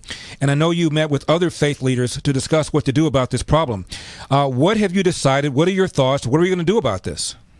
Well, number one, I believe that the bureaucrats in here in Los Angeles, other places, don't really have a concrete, disciplined idea of what to do, because the bureaucracy benefits in the millions and millions of dollars talking about it. Let's just look, and please interrupt me if I'm carrying on too much here. Number one, a recent LA County Abuse and Mental Health Services Administration study found that of the homeless, 38% are alcoholics. 26% are addicted to drugs and other substances. 25% suffer from mental illness. So 89% are combined into these categories. So the fundamental problem seems to lie in the reality of the above figures. The 89% will transfer their significant problem from the street to whatever permanent or temporary housing is provided. And the cycle repeats itself, okay? It is the anecdote that I sometimes like hearing, is of the man who has gangrene in his feet and he's demanding new shoes. The answer is heal first the gangrene and the new shoes will follow. So if the homeless problem is to be remotely solved, the issue of the 89% must first be addressed and solved, and then housing will follow. So there are a number of things that I've suggested here, and I don't want to get into a monologue. But if you want me to continue, please do. What do we do about the 89%? How do we deal with them? Alcoholics, addicted to drugs, mental illness. Well, see, the 89%, the key is, and this is true in all, at least in religious quarters, that we all have free will. The key is to each homeless person who fits in that 89%. Do you want to get well and get off the streets? Do you want to get treatment for your problem? If you acknowledge you've got a problem. And so Larry, their answer will determine if any solution can be found. So I have a a proposal if, and the thing is if these individuals wish to get off the street, wish to get healed, wish to get treatment, what can be done? But I think so many have made homelessness almost a personal choice, a lifestyle issue. So here's what I recommend, if they wish. If they say the solution, I think, Larry, can be found in the idea of the Israeli or Jewish kibbutz system, which is used in Israel, as you know, because I know you've been there and you and I are supporters of Israel. More than 95 years ago, the first revolutionary idea of a voluntary, again, the word is voluntary, system in which people live in accordance with an economic framework. So, above all, the program structure is free will and personal responsibilities are essential. So now, Larry, in Israel today, roughly, there are about 270 kibbutzim groups. My God, that's a big number. I was in Israel last year, and I try to take groups every year to see this country that has done so much in that part of the world. So most of the kibbutzim have 300 to 400 adult members. Today, roughly, approximately 130,000, or about 25% of the population of Israel, live in a kibbutz. So Larry, here's the general structure of a kibbutz. There are residential areas, communal facilities, dining hall, medical clinics, laundry, etc. Work areas. This is key. Work. We must learn. You talk about your father, the sergeant, who worked and reared you and your family. Work areas for the production or manufacture of various items. Father John, let's take a break right here. Don't go away. Father John Backus, Dean of St. Sophia Cathedral and Greek Orthodox Community of Los Angeles. What about the ones who do not want to get off the streets?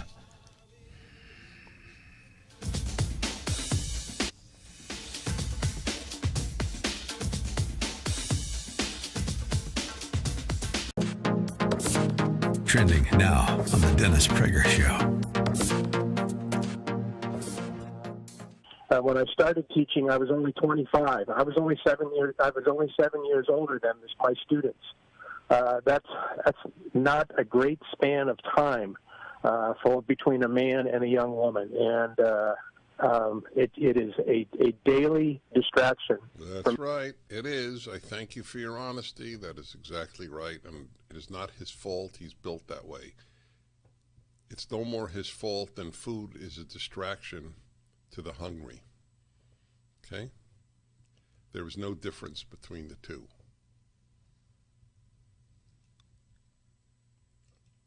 So I'll tell you an interesting story, really interesting. Many years ago, and I can't find this on the internet. Maybe one of you can, and that would be of great help to me. I only remember that he was from a university in Indiana, but I don't remember which university. What did it say, Sean? So a professor did a study and found that one of the two groups, I don't remember the second, of men most likely to divorce were high school teachers. And I think college teachers. In other words, men around a great number of young women divorced at a greater rate than any other men. And I had that professor on with that study. So if you could find that, I could read it to you. Keep up with what's trending. Subscribe on YouTube today.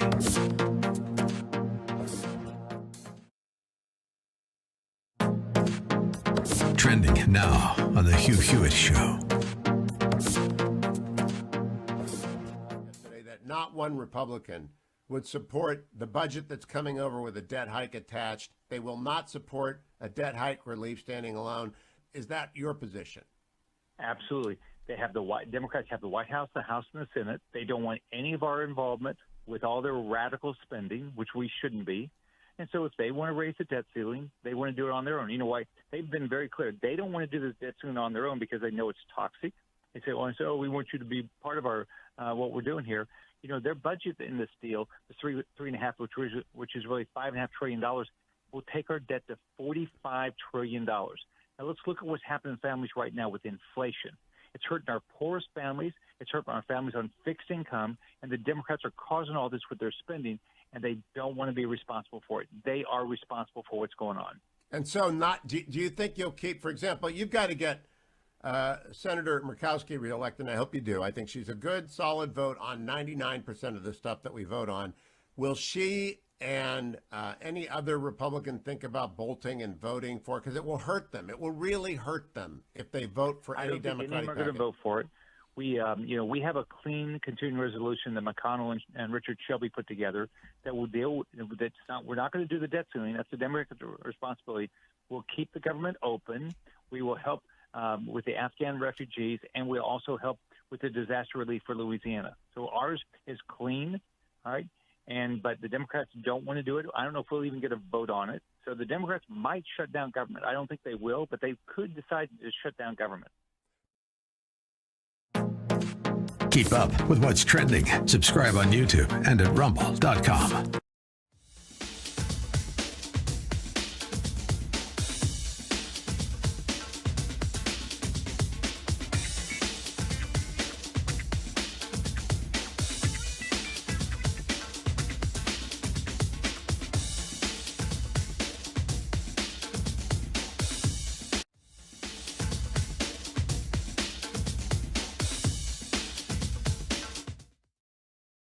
To keep America great, and looking forward to the next time you run for political office.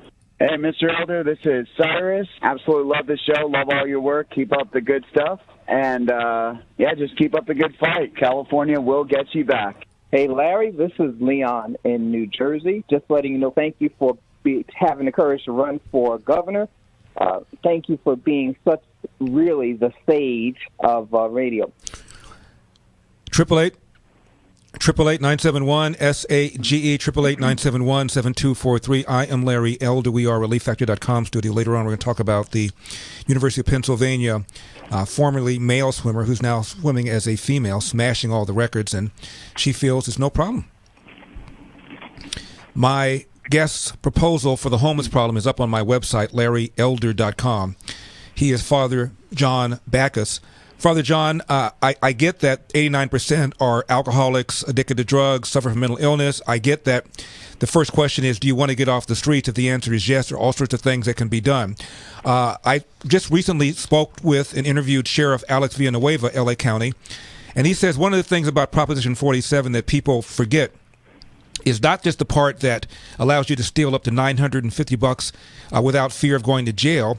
It's the part that allows you to have up to 3 grams of meth without fear of going to jail. He said in the old days, if somebody was on the streets doing meth, we said either you get off the streets and go into rehab or you go to jail. And now that we can't force them to go to jail, they're not willing to go to rehab. So my question is, what do you do about the percentage of them that truly do not want to get well? They don't want to leave the streets. Well, here you have, Larry, where the government of Los Angeles, City Council, Mayor's office, do not want to handle this problem. They're afraid to be criticized and to be called the enemies of the homeless or being not compassionate enough. But the idea is that there has to be a law that says you cannot have tents in the street. It is not allowed. Or in parks, and you cannot be in the street and sleep in the street, let's say, after 10 o'clock. That this has to be somehow enforced. Now, those who perhaps live in gated communities and come and speak before the council, the city council, will object and say how horrible, how uncompassionate. Here's a man who says he's a priest. Well, compassion has to have discipline. So these individuals, there are places, I talked to a high-placed police official who says there are empty beds in Los Angeles for homeless people to stay in, to sleep in, but there are rules and regulations. No drugs, no sex, and to follow certain hygiene requirements. So you see, when you don't want to follow those kinds of things, then of course the streets and all that goes with it, defecation, needles, etc., they have rights, but you and I do not have rights as citizens in Los Angeles. So, speaking of Israel, I can go to Jerusalem or Tel Aviv and walk in the middle of the night at midnight and be safer than I would if I were to walk the streets of Los Angeles at the same time, or for that matter, any of the large cities in Los Angeles. I wish you would run for mayor. Honest to God, I wish you would, because people have to stop being afraid of speaking certain fundamental truths. Compassion without truth, compassion without discipline, compassion without some expectation of a response really doesn't get you anywhere. So there you go. Father John, we have about 1 minute left. By the way, everything you say, of course, makes perfect sense to me. What about the other faith leaders that you met with? Do they feel the same way? No, they don't, because you see, we isolate as faith leaders, what have you, and we feel our conscience is sort of soothed over by bringing a few sandwiches to them with our kids, or bringing them a sleeping bag and the like, and then we go back to our quote safe spaces, because they don't want to be accused of not being compassionate and caring. So the problem will continue to exist until the city does something in a compassionate manner that takes these people and gives them an opportunity to get off the streets, because it is not legal, it should not be legal to be in the streets at certain times of the night and sleep in the streets and put up tents. Mm-hmm. Father John, let me leave you with this. When I was running, people kept asking me, when is California going to hit rock bottom? When are they going to rethink their assumptions and stop electing all these left-wing people? And I said, they will hit rock bottom when a homeless person relieves himself on the front lawn of one of these elites living in the suburbs. That just has not yet happened, but we're getting close, Father John. Well, we're getting close, and you see some of the murders that are going on with some of these individuals, and we're talking about murders of individuals who do live behind gated communities. But when we reach rock bottom, and we're really close to it, we're going to wake up one day and forget whether you're Republican, Democrat, Independent, and just do what is correct. We're going to have to leave it right there. Father John, thank you so much. God bless. God bless. God bless you. Love you to death. Merry Christmas. Merry Christmas. 3-week quick start, $19.95, less than $1 a day to see if we can get you out of pain. After that, we're talking about less than the cost of a cup of coffee to stay out of pain. The doctors at Design Relief Factor believe our bodies are designed to heal. Back, shoulder, neck, foot, knee pain. ReliefFactor.com. ReliefFactor.com. 800-500-8384. That's 800-500-8384.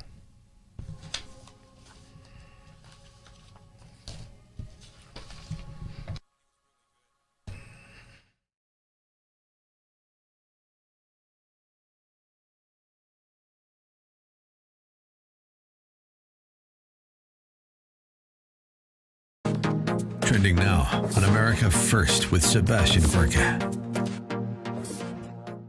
He is America. Captain America's trying, but nah, not so much. It's Superman. That's why kids have loved him. Adults have loved. When I saw Superman, I was, 8 years old, and I saw Christopher Reeve.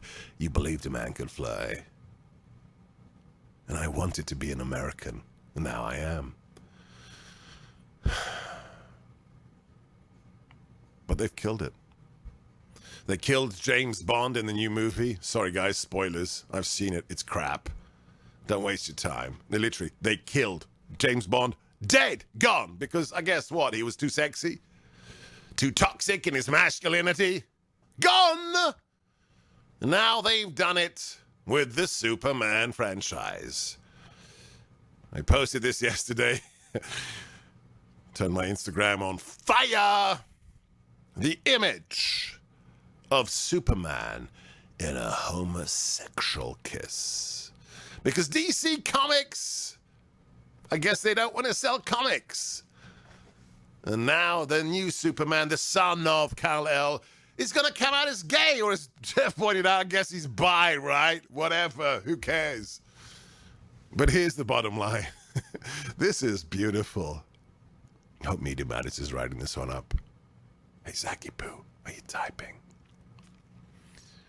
How many homosexuals, how many gay people are there in society?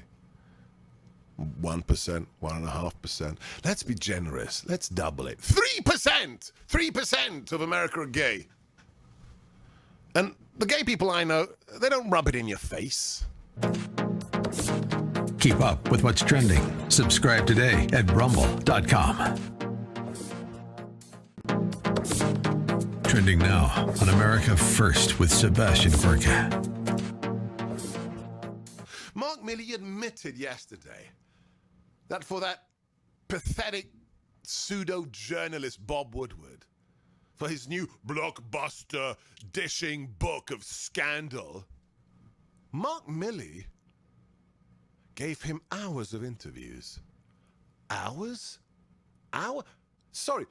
How busy should the chairman of the Joint Chiefs be? Just curious. As the Taliban is ready to take back Afghanistan, these are interviews he gave this state.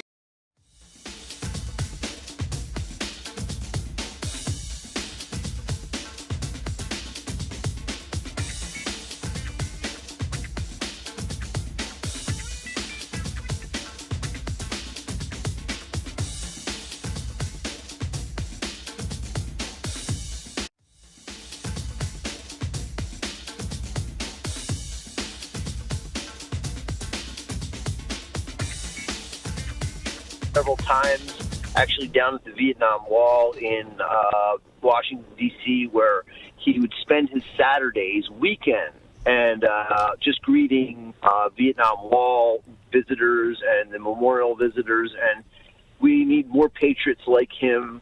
And thank you for extolling him. And God bless you as well. We need more people like you, too. Thank you. Take care.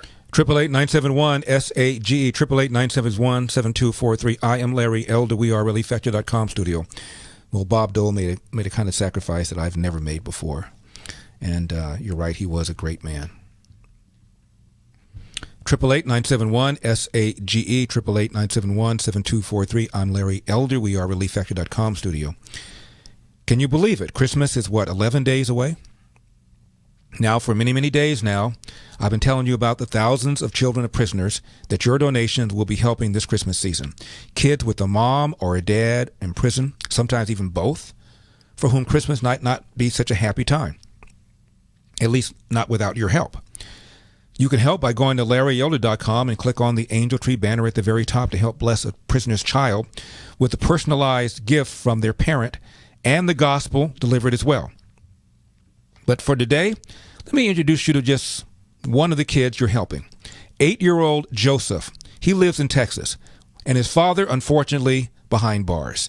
But thanks to the awesome Angel Tree volunteers, Joseph's bond with his dad continues to be strong, especially at Christmas time. I will write to my dad about what happened, and one Christmas gift I got from Angel Tree was a drawing pad. That was my favorite I got. I also got paint and colored pencils. I knew he knew what I wanted, and he got the right thing. My name's Joseph, and I love Angel Tree. Now, there are hundreds of thousands of kids just like Joseph. In fact, 1.5 million kids in America with a mom or dad behind bars, through no fault of their own, of course. But it only takes a gift of $25 to make Christmas special for one boy or one girl. Or you can bless 5 kids for just $125. The most important thing is that we all give at least something. So please call my special donation number, 888-206-2763, 888-206-2763, or just go to LarryElder.com, click on the Angel Tree banner at the very top, 888-206-2763, or go to my website, Larry Elder, and you'll see the Angel Tree banner at the very top. Richard is in Eau Claire, Wisconsin. Richard, you're on the Larry Elder Show. Thank you so much for calling. Hi, Larry. I really love your show. I was just wanting to talk about the I believe her name is Kim Potter. She was a police officer that mistakenly used her taser. That's right. When she was apprehending a criminal who was trying to flee in his motor vehicle. Mm-hmm. We know a motor vehicle now is also can be used as a deadly weapon. And I was just reading in the paper, how they're really making her out to have screwed up because the guns are different, they weigh different, they're attached to their belt different. Right. I'm just wondering if you have any statistics as the great Eldersky for how many times an officer mistakenly uses a taser instead of a handgun. Well, Richard, I don't have any stats. I will just say that it clearly is rare, and that is why she's being prosecuted. But I'll look into it. I don't know why. I don't know how often this happens. Again, my assumption is it's quite rare for somebody, for an officer to assume that he or she is grabbing a taser when in fact it's a gun, a sidearm. If anybody out there, any police officers out there have any more information about this, please call me, 888-971-SAGE, 888-971-7243. But my assumption is it's extremely rare, which is why she's being prosecuted. Richard, thank you so much for the call. I appreciate it. Rachel is in Cleveland, Ohio. Rachel, you're on the Larry Elder Show. Hi, Larry. Thanks so much. I love your show. I'm really excited to be talking to you. My pleasure. So I'm 24, and it doesn't seem like there are too many young people that are conservative anymore. And I just wanted to hear your thoughts on that. And do you think that our country is just becoming increasingly more liberal, or are there still young people out there that are conservative? Well, Rachel, thank you very much for the call. I appreciate it. As you probably know, I lived in Cleveland for some 17 years.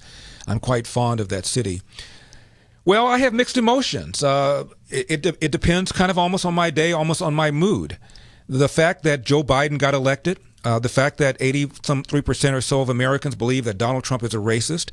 I read a stat that said 61% of Democrats believe all Republicans are racist / sexist / bigoted. And I saw a study about the freshman students at Dartmouth, those who describe themselves as liberal versus those who describe themselves as conservatives. And the ones who describe themselves as liberal were almost 4 times more likely to say they would not want a roommate who was conservative. The conservatives were far more willing to have a roommate who disagreed with them. So when I look at things like that, I get pessimistic. On the other hand, there does seem to be a pushback regarding stuff like critical race theory, regarding stuff like wokeness on campuses. We're finding a growing number of parents who are angry at the curriculum because of the shutdown of schools. They've been able to see for the first time exactly what their kids are learning. And so I'm hopeful that there's going to be a awakening, but it's hard sometimes to be optimistic. I often say, somewhat sarcastically, I'm cautiously pessimistic. I am pleased that something like Prager University has become so popular. I think I've read over 1 billion people have now seen at least one Prager University video. They're 5 minutes in length. There are chapters all over the country now of Turning Point, the organization that was started by Charlie Kirk. A growing number of people belong to Blexit, the organization that was started by Candace Owens. But you look at the domination of liberal professors at our colleges and universities, whether they're big or small or public or private, east, west, north, south, and you look at their political registrations, and they are overwhelmingly registered as left-wing. It's quite remarkable. And, of course, the liberals have taken over Hollywood, they've taken over media, they've taken over big tech. And most people now get their primary source of news from Google News or from Facebook. Around 10 to 15% of young people get their primary source of news, believe it or not, from the late night monologues of people on the left. So it's awfully difficult to feel optimistic about America other than to hope that common sense prevails. I've often said that the captain of the Titanic would have taken evasive action had he known there was an iceberg ahead. Well, there's an iceberg ahead, and we need to take evasive action. This accumulation of debt and the deficit, the idea that government has gotten bigger than ever, the way the government has responded to the COVID pandemic makes me pessimistic. On the other hand, people like you, Rachel, make me optimistic.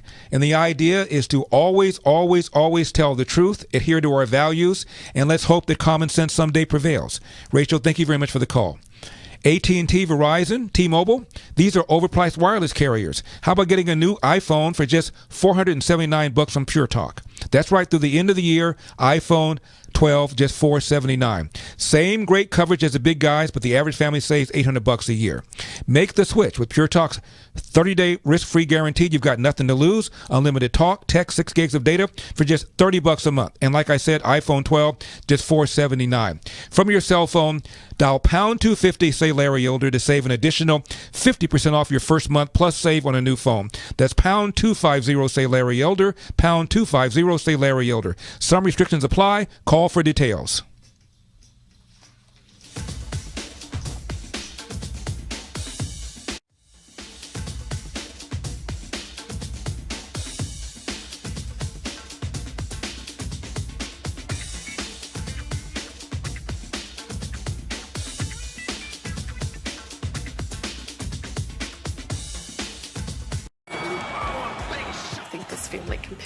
Every time you fall. Every time I take one step forward. When Wright came in this morning, he wants to fight you. No one expected this out of him. Look for Salem Now in the App Store or go to salemnow.com.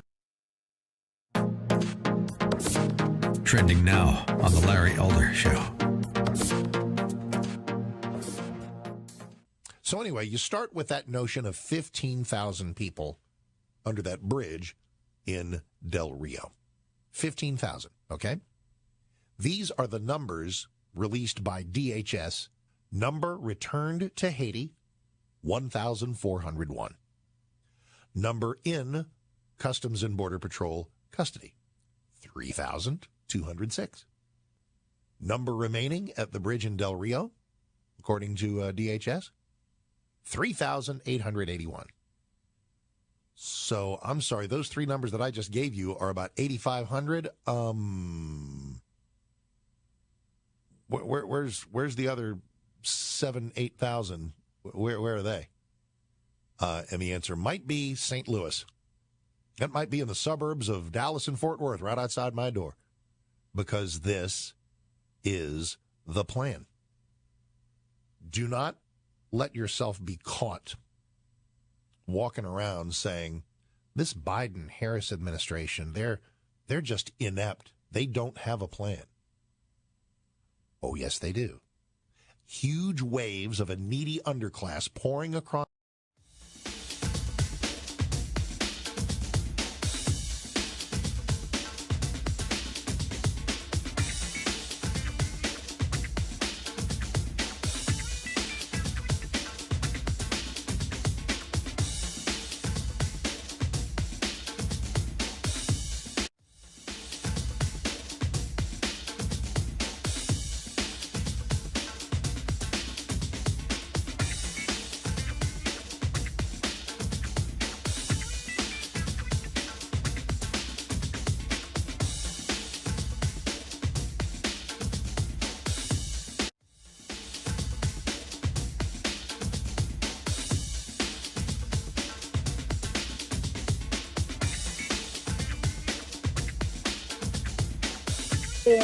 Sitting president got 12% of the black vote and didn't get reelected?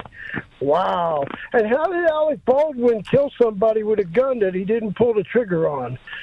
Boy, those are some things I'd like to know about more. Thank you very much for your show. 888-971-SAGE, 888-971-7243. I am Larry Elder. We are ReliefFactor.com studio. Those are all great questions. Now, the zip poll question I left you with yesterday, do you own any cryptocurrency? 87% of you said no, 13% of you said yes. You heard what Stephen Moore said, the economist.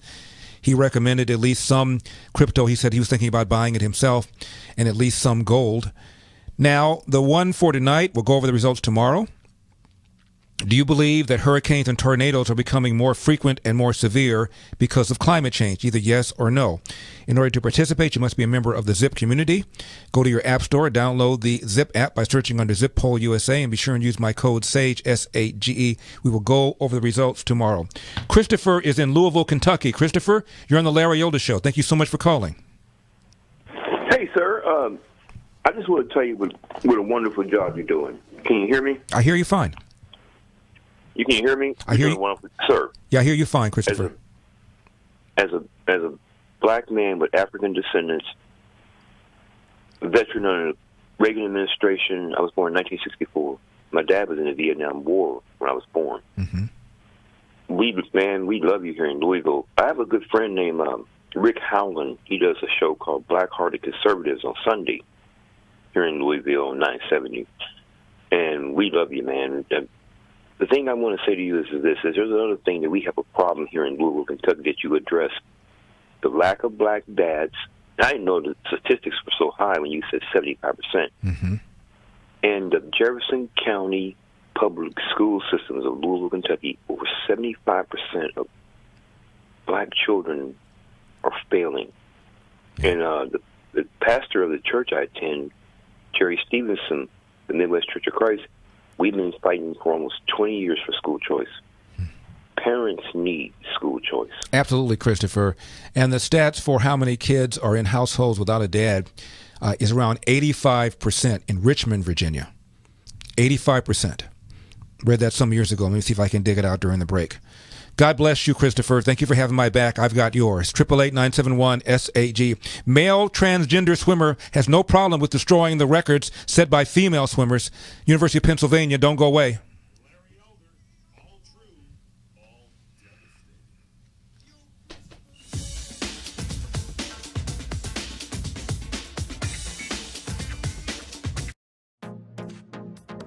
Trending now on the Mike Gallagher Show. Boy, the state of Florida just fined Leon County $3.5 million because they fired 14 employees. Coercion is just totally wrong. I think it's destroying trust in public health to the extent that there was still trust left over after all the stuff that's been done.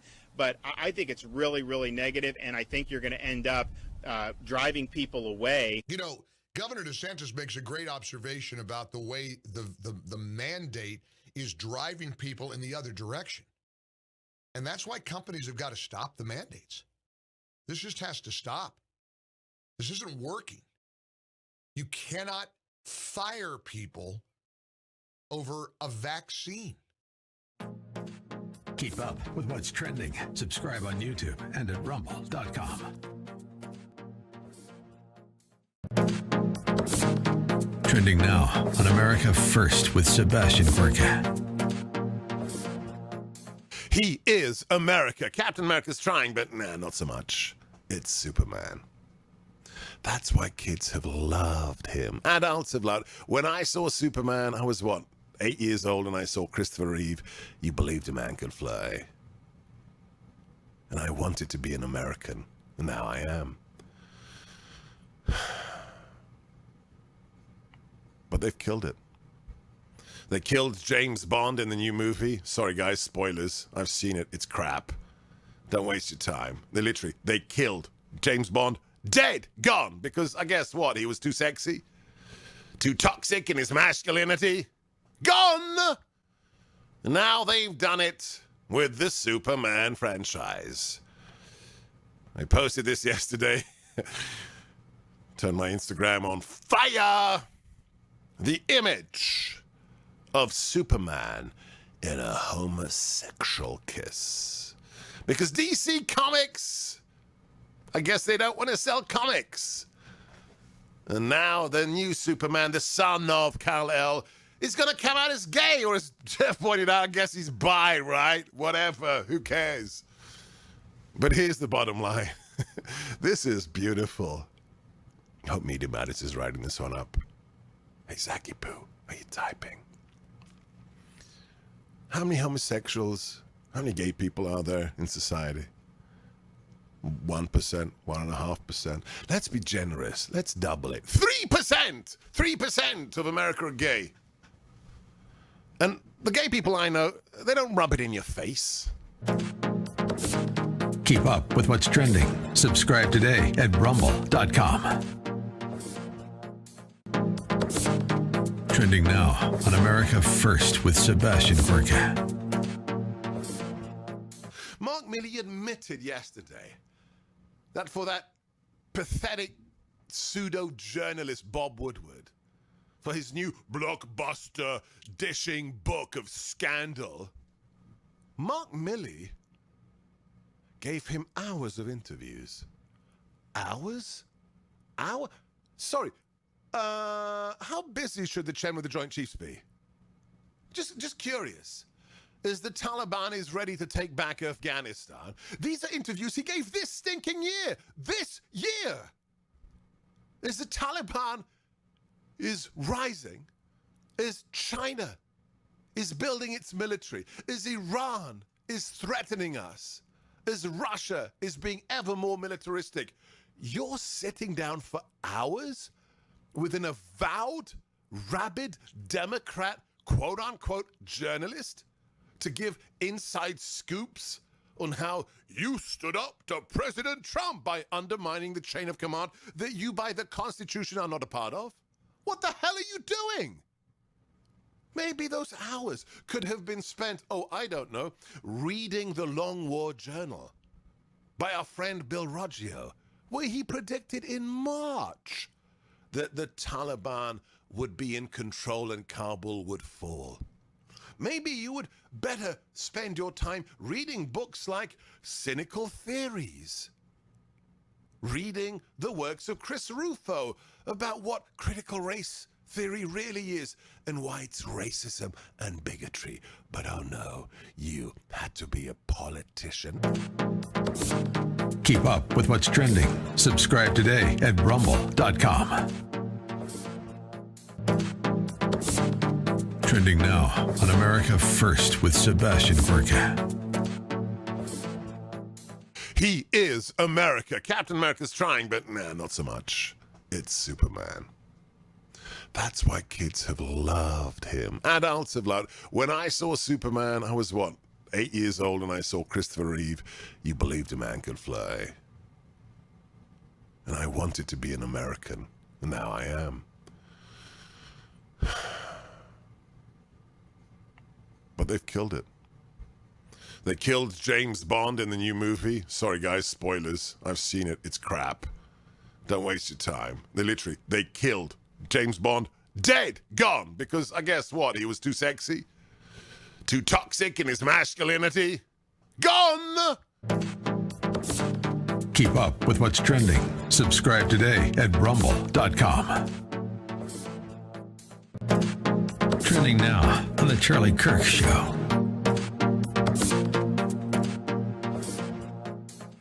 When there is a clash on the left between separate preferred activist groups, who gets preference? Who wins?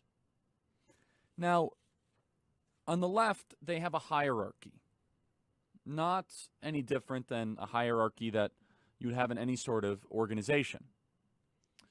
You see, when the left has a moment of disagreement or conflict, it is very important to realize that there is a structure of what matters more than something else.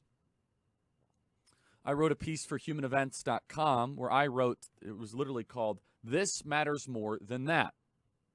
Now, a great example of this is when Fauci, the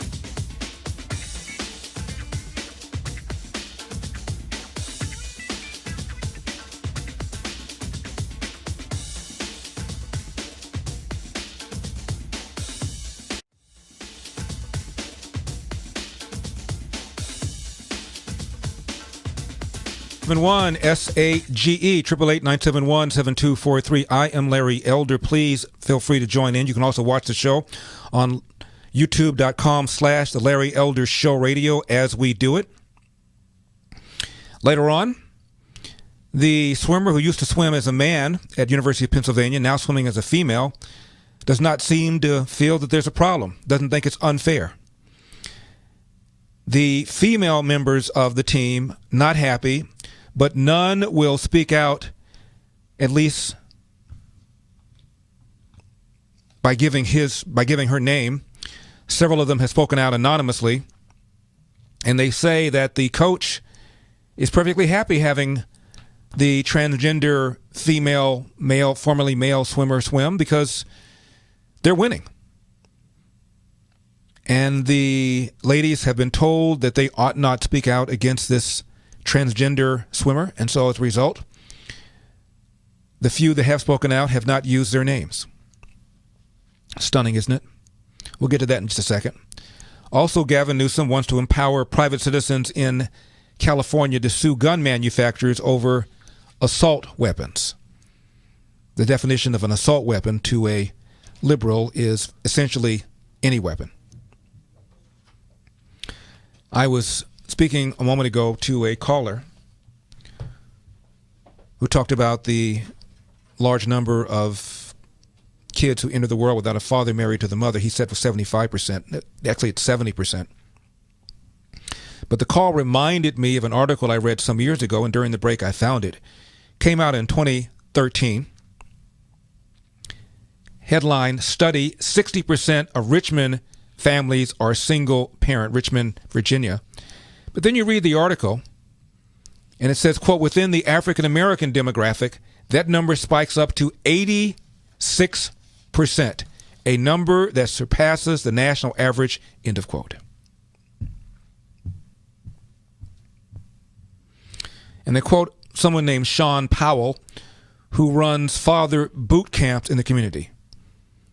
Here's what he said, and I'm quoting. It's not just Richmond, and it's not always just African Americans. Whether they leave the house or not, it's important for them, meaning fathers, to be there for that child. That's basically what's in our culture right now. You're having baby mamas or baby daddies. So even if it's a baby mother or baby father, you treat them with respect as she is the mother of your child. It's the same vice versa for the mother treating the father that way. End of quote. Experts have said it's more often than not it's the father who leaves the family. Director of an organization called First Things First said, quote, we have a major father absenteeism issue in Richmond. I wish more people were discussing why this is such an important issue. We see more people beginning to give some credence to it because they are looking for the root cause of other issues like childhood poverty, poor performance in school. Father absenteeism, broken homes, broken marriages, and teen pregnancy are continually being found as the true root cause of these problems, end of quote. And the article also quotes a police chief who says he's noticed a correlation to crime as well. Quote, I do know that a large number of young folks we interact with do not have a father in the home, and I think it's on all of us to recognize a responsibility to help those children, end of quote. Now, the question that's not been addressed in this article, and frequently is not addressed, is why has this increased? I've said a million times, back in 1965, there was a booklet called The Negro Family, A Case for National Action, written by a man named Daniel Patrick Moynihan, a Democrat, who later on became a Democrat senator from New York. And he said 25% of black kids at that time entered the world without a father married to the mother. He attributed that to slavery and Jim Crow. Either way, though, he said it's bad.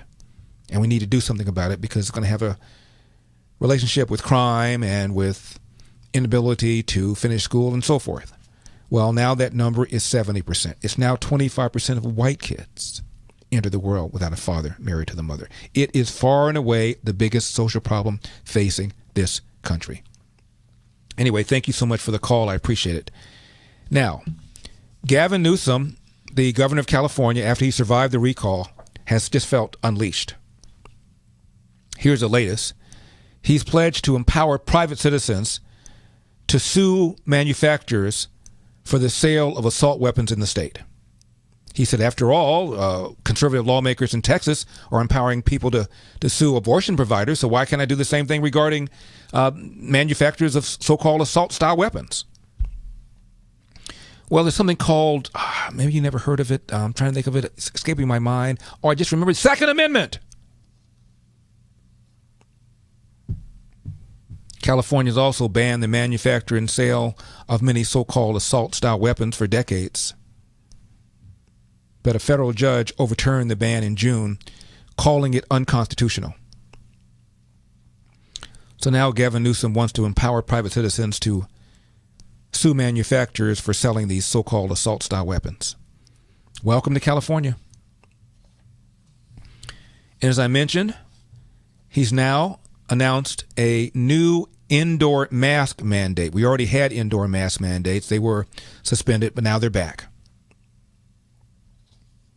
It's also going to toughen the restriction for unvaccinated people who attend indoor so-called mega events of 1,000 people or more, requiring them to receive a negative COVID-19 test within 1 day of the event, if it's one of those rapid antigen tests, or within 2 days for a PCR test. The current rules require a test within 72 hours of the event. So now those rules are going to be even tougher. The reason for the imposition of the mask mandate is because of an increase in COVID cases. But we're not seeing the same kind of increase in states like like Florida, where they never had these kinds of mandates. There's a Yale epidemiologist named Dr. Harvey Reich. He recently appeared on something called American Thought Leaders. It's an Epoch Times TV program. And he says, we have now succumbed to fear. Quote, overall, I'd say we had a pandemic of fear. And the fear has affected almost everybody, whereas the infection has affected relatively few. By and large, it's been a very selective pandemic and predictable. It was very distinguished between young versus old, healthy versus chronically diseased people. So we quickly learned who was at risk for the pandemic and who wasn't. However, the fear was manufactured, Dr. Reich said, for everybody. And that's what's characterized the whole pandemic, is that degree of fear and people's response to the fear. Now, this is a doctor who's authored more than 300 original peer-reviewed publications, was formerly a member of the board of editors for the American Journal of Epidemiology. So he has street cred. And he says he's willing to sacrifice his reputation to get out the truth. He said one of the lies was that everybody was at risk. Anybody could die from contracting the virus, and we needed to stay in our homes to protect themselves and protect society. He said, and I'm quoting him, people were quite afraid of that message, as anybody would be, with the government, with authorities, with scientists, scientific people, with medical people, and authority, and public health institutions, all saying the same message starting around February or March of last year. And so we all kind of believed this. He said all of our anxiety levels were raised. We made decisions to curtail, to various degrees, our exposures to other people, some more than others. But I think everybody had levels of anxiety that really affected how they carried out their life at the time. End of quote. Send your angry cards and letters to Dr. Harvey Reich. I wonder if they're going to shut down his social media platforms. 888-971-SAGE. A formerly male swimmer says, I can swim as a female. It's not a problem. It's not unfair. I'm Larry Elder.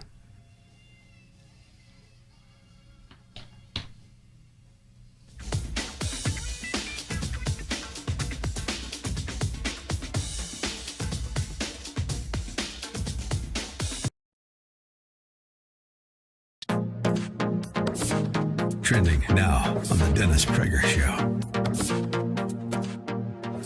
In light of the belief of the CDC that 99%, 99% of the help me out here, of the vaxxed, 99% of those hospitalized are not vaxxed, right? That's the claim. Or deaths. Okay. I think it's both hospitalized and deaths. Anyway, so if that's true, why do people give a hoot if people are not vaxxed? They're clearly not affecting the vaxxed, right? Given the spectacular success rate of the vaccination, why do you care if the next guy is vaxxed or not? And don't tell me, because they're taking up hospital space. So are motorcyclists who don't have helmets. So were folks who had men who had unprotected sex during the AIDS epidemic. So were cigarette smokers for a while. This is a new thing. You're taking up hospital space. So there is no threat to you who are vaccinated by the unvaccinated. You can't have it both ways. It's 99% effective, but you must get vaxxed. It's all about control. I told you that. That's how I began the hour. No, I actually began the hour about the Seattle city attorney race. But I want you to understand what this is about. You have the audacity to defy the left? F you. That is all it is about. That is what it is about for Joe Biden. The weakest, wimpiest guy to ever hold the office of president. He is the antithesis of a leader.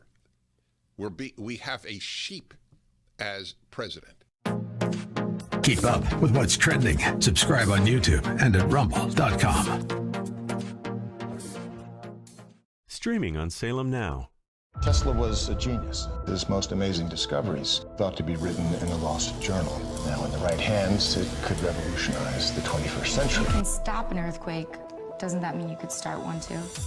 That's why that notebook should never fall into the wrong hands. Shall we stop this thing? Save the universe!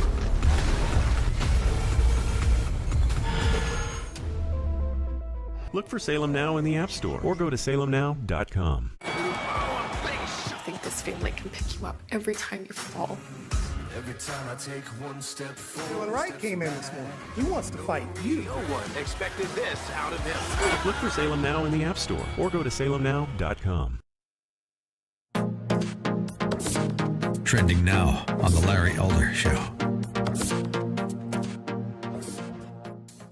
So anyway, you start with that notion of 15,000 people under that bridge in Del Rio. 15,000, okay? These are the numbers released by DHS. Number returned to Haiti, 1,401. Number in Customs and Border Patrol custody, 3,206. Number remaining at the bridge in Del Rio,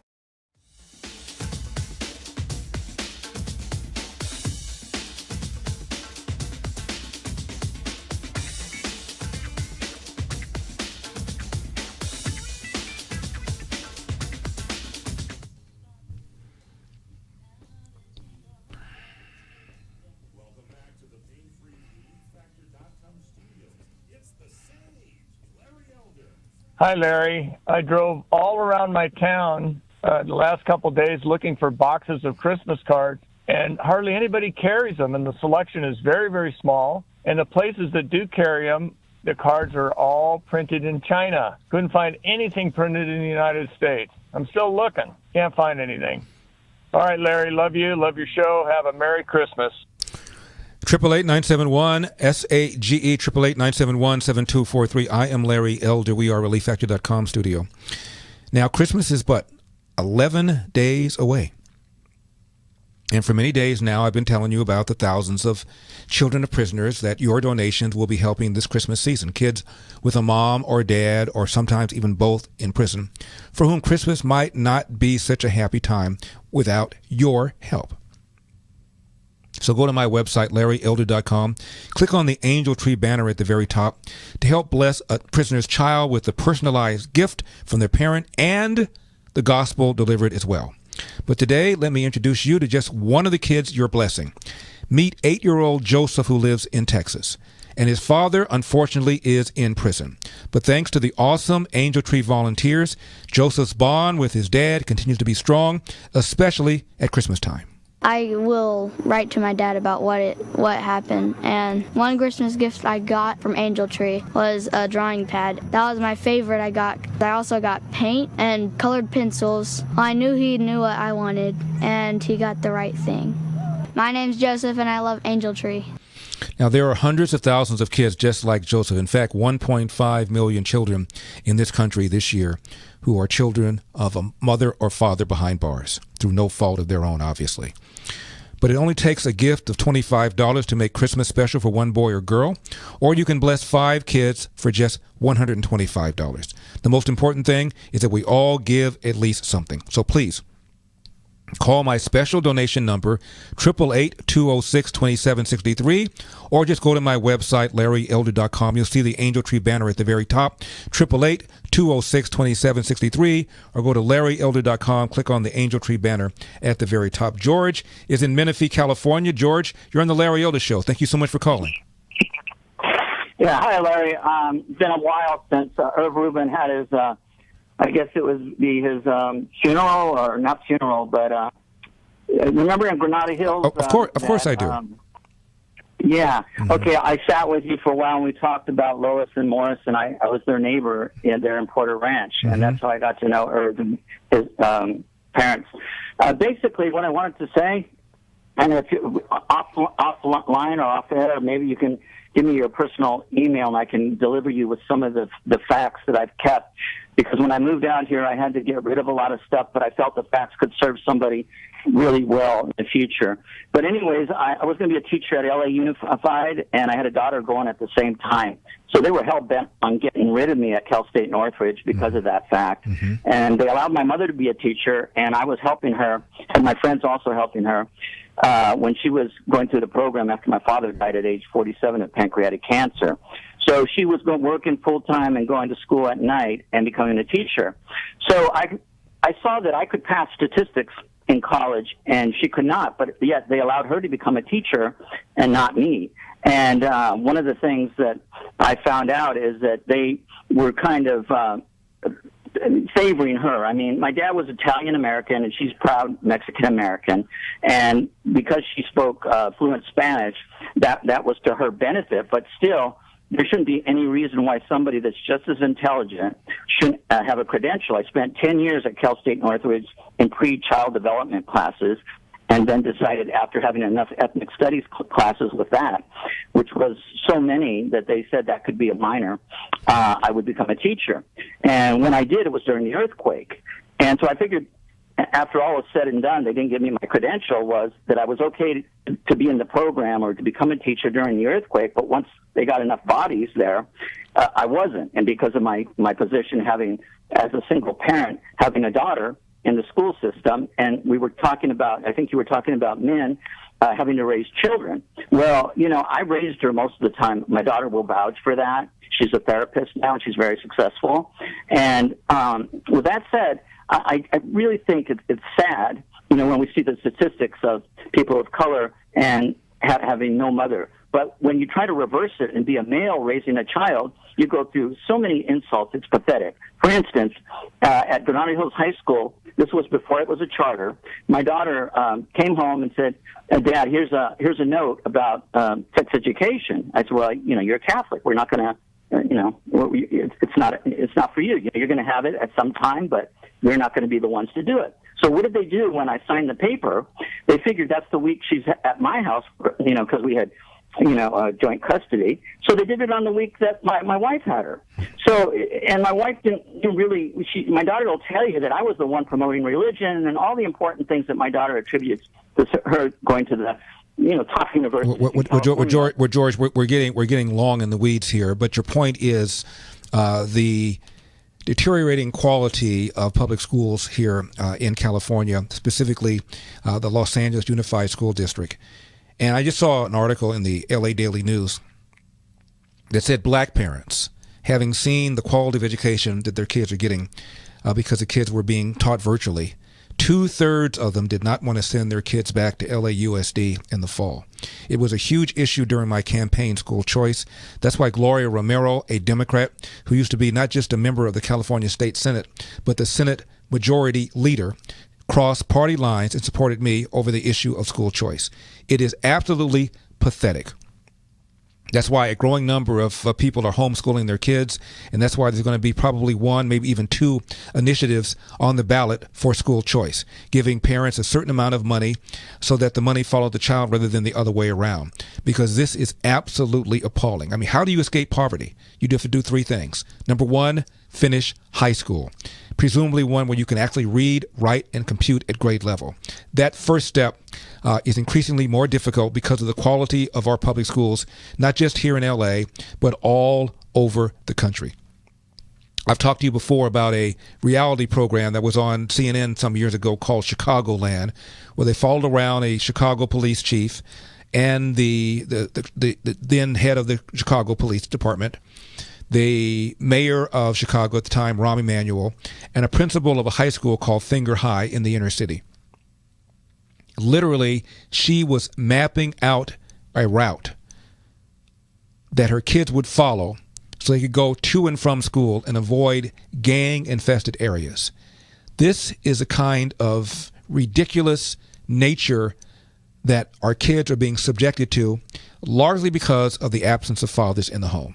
So until that is being addressed, we're going to have these problems. We need to have school choice, and we need to do something about the fact that the welfare state incentivizes women to marry the government and incentivizes men to abandon their financial and moral responsibility.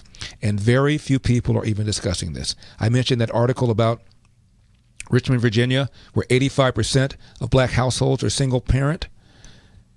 And that article didn't even address why this is happening. Kamala Harris loved to talk about root causes about illegal immigration. What about root causes about all these social problems we're talking about? George, thank you very much for the call. Gloria from Dallas, do not leave town. We'll talk in just a second. I'm Larry Elder.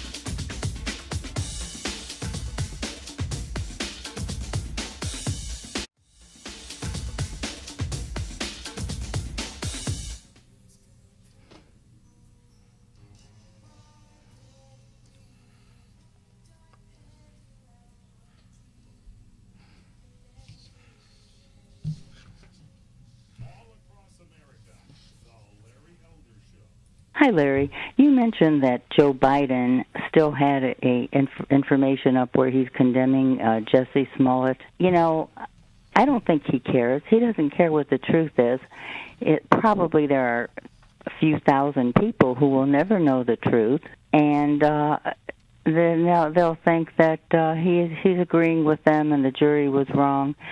Joe Biden doesn't care if anything is true. If it means a vote, he'll lie to the devil himself.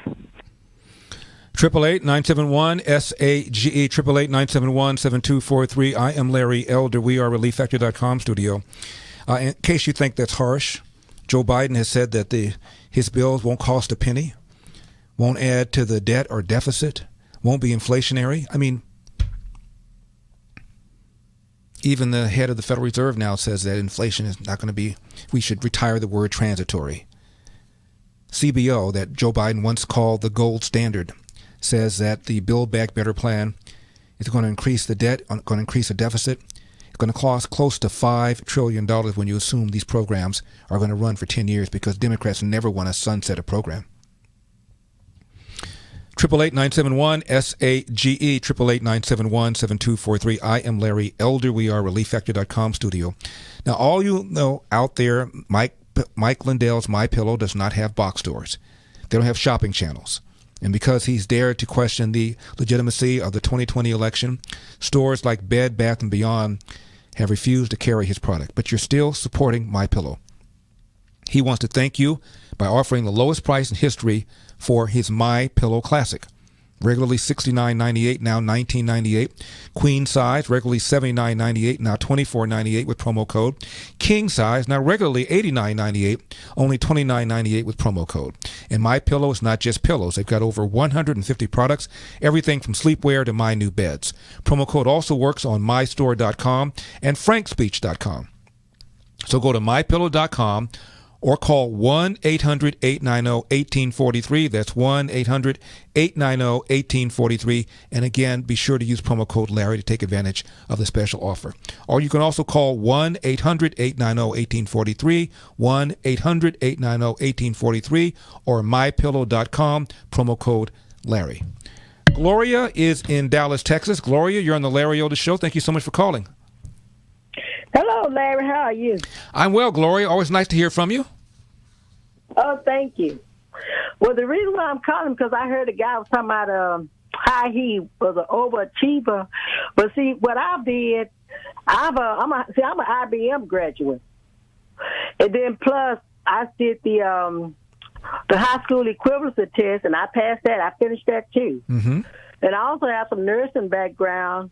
And I have some print background. And so everything I ever set out to do, I finished it. But the reason why I'm letting you know that is because I think if these women were to start to taking even the men take birth control pills instead of being on welfare, they would be better off. Because, see, that's what I did. And that's why I was also able to finish everything and work hard and get whatever I have. Because, you know, I knew I didn't want to get pregnant by these bombs. And so what I did, I took the birth control, and then, you know, that helped me a whole lot. Gloria, I have a question. So, Gloria, you sound like you believe in hard work, personal responsibility. You've got great values. Why are you a Democrat? Yeah. I'm not a Democrat. You're not a Republican. See, I'm not either one. See, what I do, I vote for whoever that's best for me. Okay. That's the way I do it. Like if someone come along and running for president and they say something that I like, that's who I'll vote for. Well, that sounds like it's very reasonable, Gloria. Who was the last Republican president you voted for? Trump. You did? Trump is the only one I ever liked. You voted for him twice? I voted for him once. The first time I didn't vote for him, but I voted for him the second time. Wow. The second time he ran, I voted for him. Very impressive. Gloria, Gloria, real quickly, do you have children? No, I took birth control to keep them having them because I knew I didn't want to get pregnant by these bums. Well, you know, there's some non-bums out there, Gloria. You know that, don't you? Oh, I have met one. I have met one. Well, Gloria, thank you so much for calling. Merry Christmas. We love Gloria. 888-971-SAG, 888-971-7243. I am Larry Elder. We're going to talk about the transgender swimmer when we come back.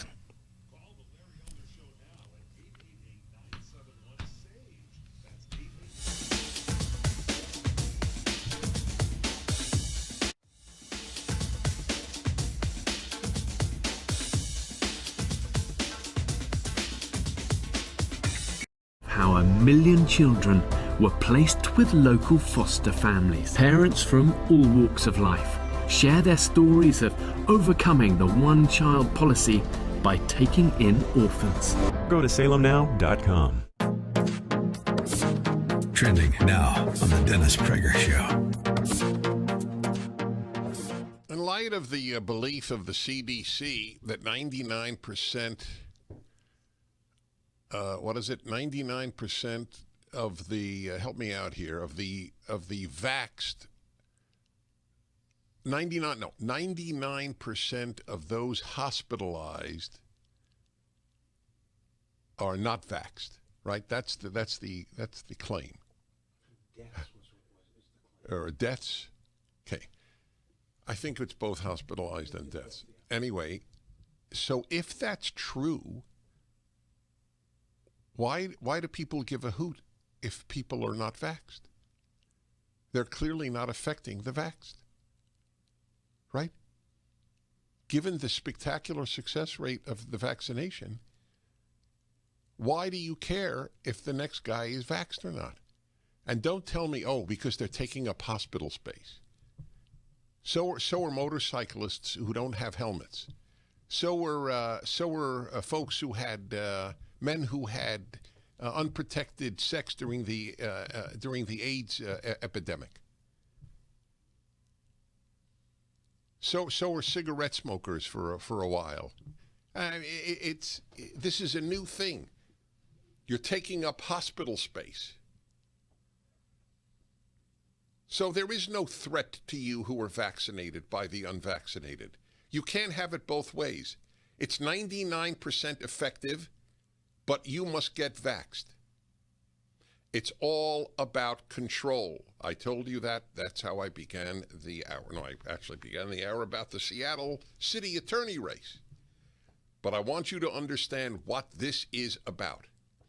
You have the audacity to defy the left? F you. That is all it is about. That is what it is about for Joe Biden. The weakest, wimpiest guy to ever hold the office of president. He is the antithesis of a leader. We have a sheep as president. Keep up with what's trending. Subscribe on YouTube and at rumble.com. Streaming on Salem Now.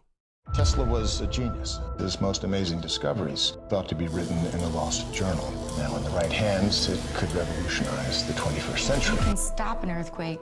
Doesn't that mean you could start one too? That's why that notebook should never fall into the wrong hands. Shall we stop this thing? Save the universe!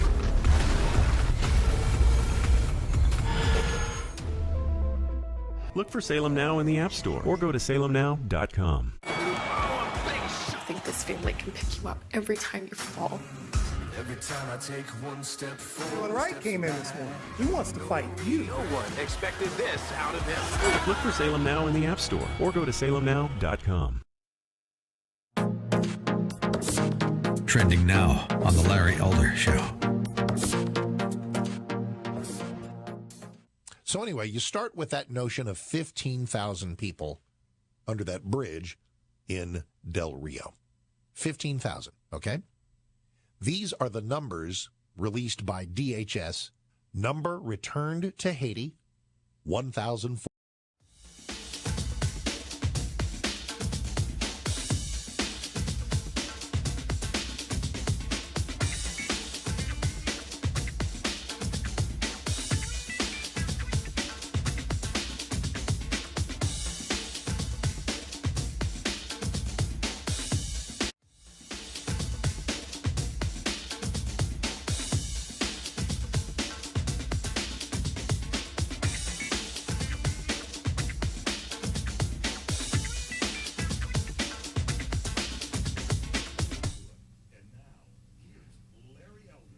Hey, Larry. I was curious about how Fauci thinks the community will, if everyone's vaccinated, if the vaccinated can also spread the virus. Just a thought. Thanks, Larry. 888-971-SAGE, 888-971-7243. I am Larry Elder. We are ReliefFactor.com studio. If you enjoy listening to my show, you're going to love watching it. Also on the SalemNewsChannel.com or the app with the same name that you can get at the Apple or Android store. Watch us on Roku. Just type Salem News Channel into the search bar and listen to us. Watch us all day long. Please come check us out. We are the antidote to the mainstream media. Just go to SalemNewsChannel.com. That's SalemNewsChannel.com. Regarding the male swimmer who used to be a male swimmer, now swimming as a female, there's an article written by somebody who went to school with him at University of Pennsylvania, and he says he was in a class with the then William Thomas. William Thomas now goes as Leah Thomas. And he said, I sat next to him at one of my classes. Can't say I knew him well. He seemed like a nice guy. He said, I won't even begin to guess what it must be like to be a male thinking you should be a female. He says, I'm sure it's immensely emotionally challenging, filled with great mental anguish. And he says, Thomas has my sincerest empathy in this matter. I doubt that he wants all the media attention, and I consider it a personal decision whether Thomas wants to live as a female. But, he writes, biological males should not be allowed to race as females and take opportunities away from women. As much as I empathize with Thomas for the mental and emotional struggles, I empathize with the female swimmers more. Thomas was a second-team All-Ivy League swimmer, 2018-2019, yet this sick, twisted, maniacal philosophy would allow men to dominate women's sports simply by identifying as a different gender. Sorry, but the emperor is wearing no clothes. It's offensive and insulting that this is being allowed to occur. Thomas is now climbing the all-time rankings in women's swimming. Any guesses as to why? Thomas set new Ivy League female record in the 500-meter freestyle. He also swam the fastest time in the country in at least 2 or 3 races, at least for a faster time for a woman. And according to Swimming World magazine, Thomas now has the 17th fastest 200-meter freestyle in history compared to women. In the 500 meters, he has the 21st best time in history, again compared to female swimmers. Thomas's times are becoming dangerously close to 2012 U.S. Olympic female members Missy Franklin, and also approaching the times of the iconic U.S. female swimmer Katie Ledecky. And he recently bragged, according to one swimming team member who would not give her name, it was so easy I was cruising. He also reportedly said, at least I'm number 1 in the country in front of his female teammates. And one Penn swimmer says, coaches and university officials have told the ladies that they are, quote, strongly advised, close quote, not to talk about Thomas outside the school. One woman said they feel so discouraged because no matter how much work they put in, they're going to lose. Usually they can get behind the blocks and know they've outtrained all their competitors, and they're usually going to win because they've outtrained them, and they're going to give it all they've got. Now they're having to go behind the blocks, knowing no matter what, they do not have a chance to win. I think it's really getting to everyone. Here is what Leah Thomas said.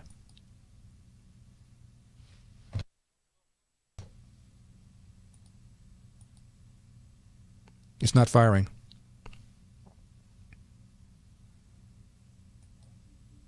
Okay, I'll have that for you later on.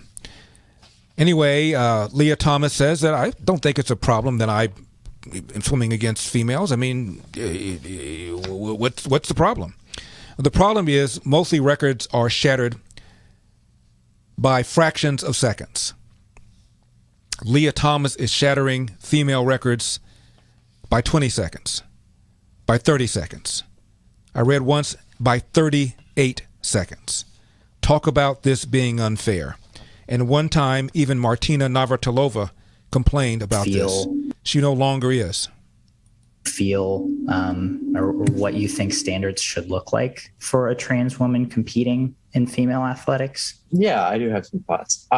So I don't know if you're familiar, but the IOC recently released a new set of guidelines for inclusion on transgender and intersex athletes. And I think the guidelines they set forward are very good and do a very good job of... This is Leah Thompson speaking. Promoting inclusivity. Leah Thomas. While keeping competitional integrity going, where the IOC guidelines are that each sport basically has to come up with eligibility criteria for what constitutes an unfair advantage in that given sport. And then everybody is able to compete in the category they're most comfortable with, unless there's a proven unfair advantage that they have. And this does a very good job of including trans women and not invading anybody's privacy or making anyone feel uncomfortable.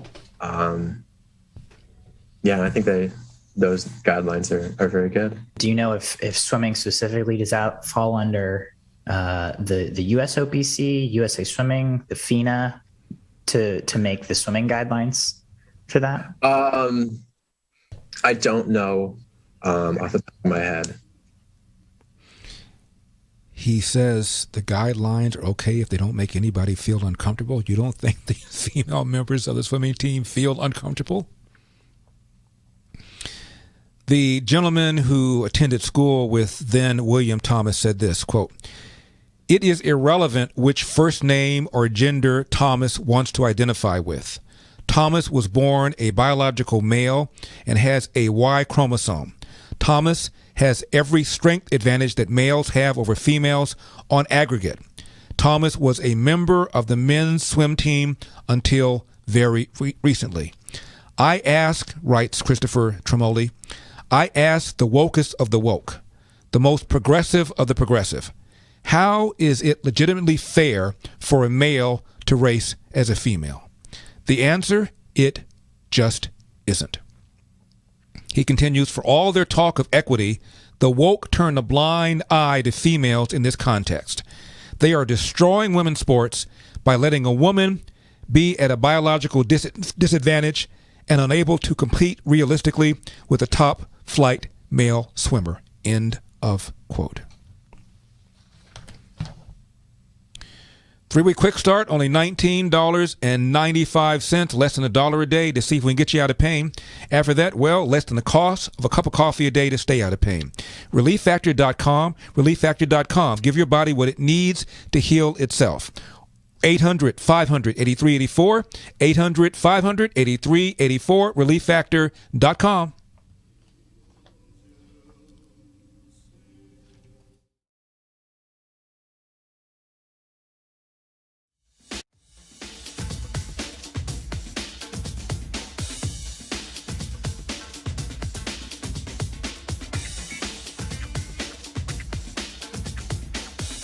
How 1 million children were placed with local foster families. Parents from all walks of life share their stories of overcoming the one-child policy by taking in orphans.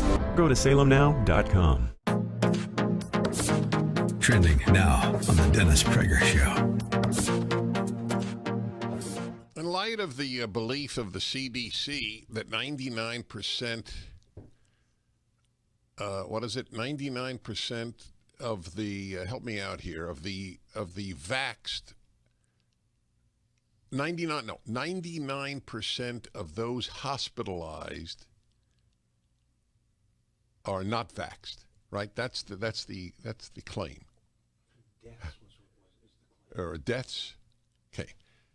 I think it's both hospitalized and deaths. Anyway, so if that's true, why do people give a hoot if people are not vaxxed?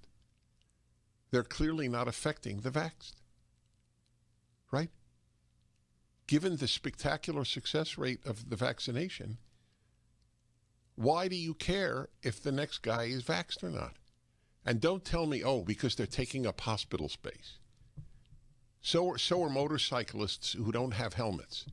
So were folks who had men who had unprotected sex during the AIDS epidemic.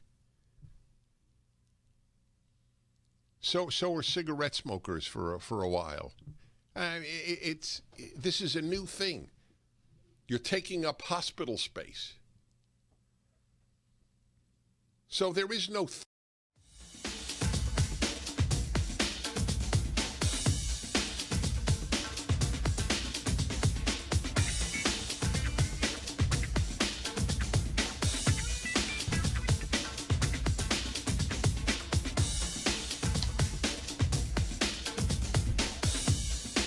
Yeah, Larry, Carl from L.A.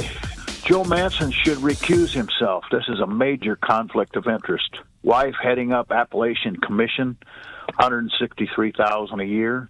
And if the bill passes, she gets $1 billion to spend from this bill.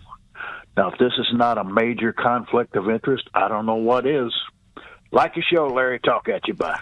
888-971-SAGE, 888-971-7243. I am Larry Elder. We are ReliefFactor.com studio. Speaking of Joe Manchin, he said the inflation is real, it's not transitory. So you won't support it if these programs are temporary? No, we're going to talk. We're still talking. I'm just, I'm listening to everybody, but, I'm just telling you, ask me about inflation is real, it's not transitory. It's alarming, it's going up, not down, and I think that should be something we're concerned about.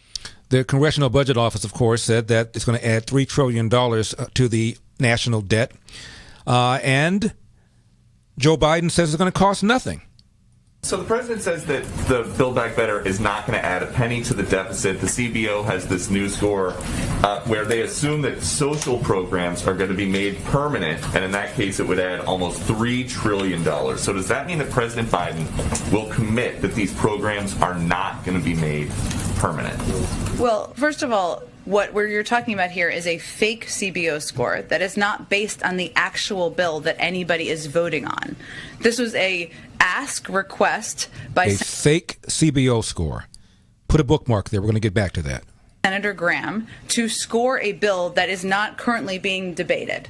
That is his prerogative to do. But what our focus is on the existing bill that will lower the deficit, that will also, over an additional 10 years, pay for the $2 trillion tax cuts that Republicans didn't pay for. They're welcome for that. So I would say, Peter, to your question, the president has conveyed very clearly, multiple times publicly, that he would like programs, if they're extended, to be paid for. That remains his commitment. But it's important to understand that when anybody raises a question about this new CBO score, it is a fake score about a bill that doesn't exist, and we should really focus on the actual bill everybody's going to vote on and considering in Congress right now. A fake score. Here's what Joe Biden said a few years ago about the Congressional Budget Office. Again, I don't know one single serious econometric model from the conservatives to the liberals who acknowledge that anything other than we created a minimum of 1.6 million jobs and the estimates for the CBO, which is really the gold standard, no Republican or Democrat questions that say we created or saved over 2 million jobs. So back then it was a gold standard, nobody questions. Now it was a fake thing that the CBO scored. And of course, Biden will get away with it. I'm Larry Elder. Let's do this again tomorrow. Be on time. I will be checking attendance. Ciao.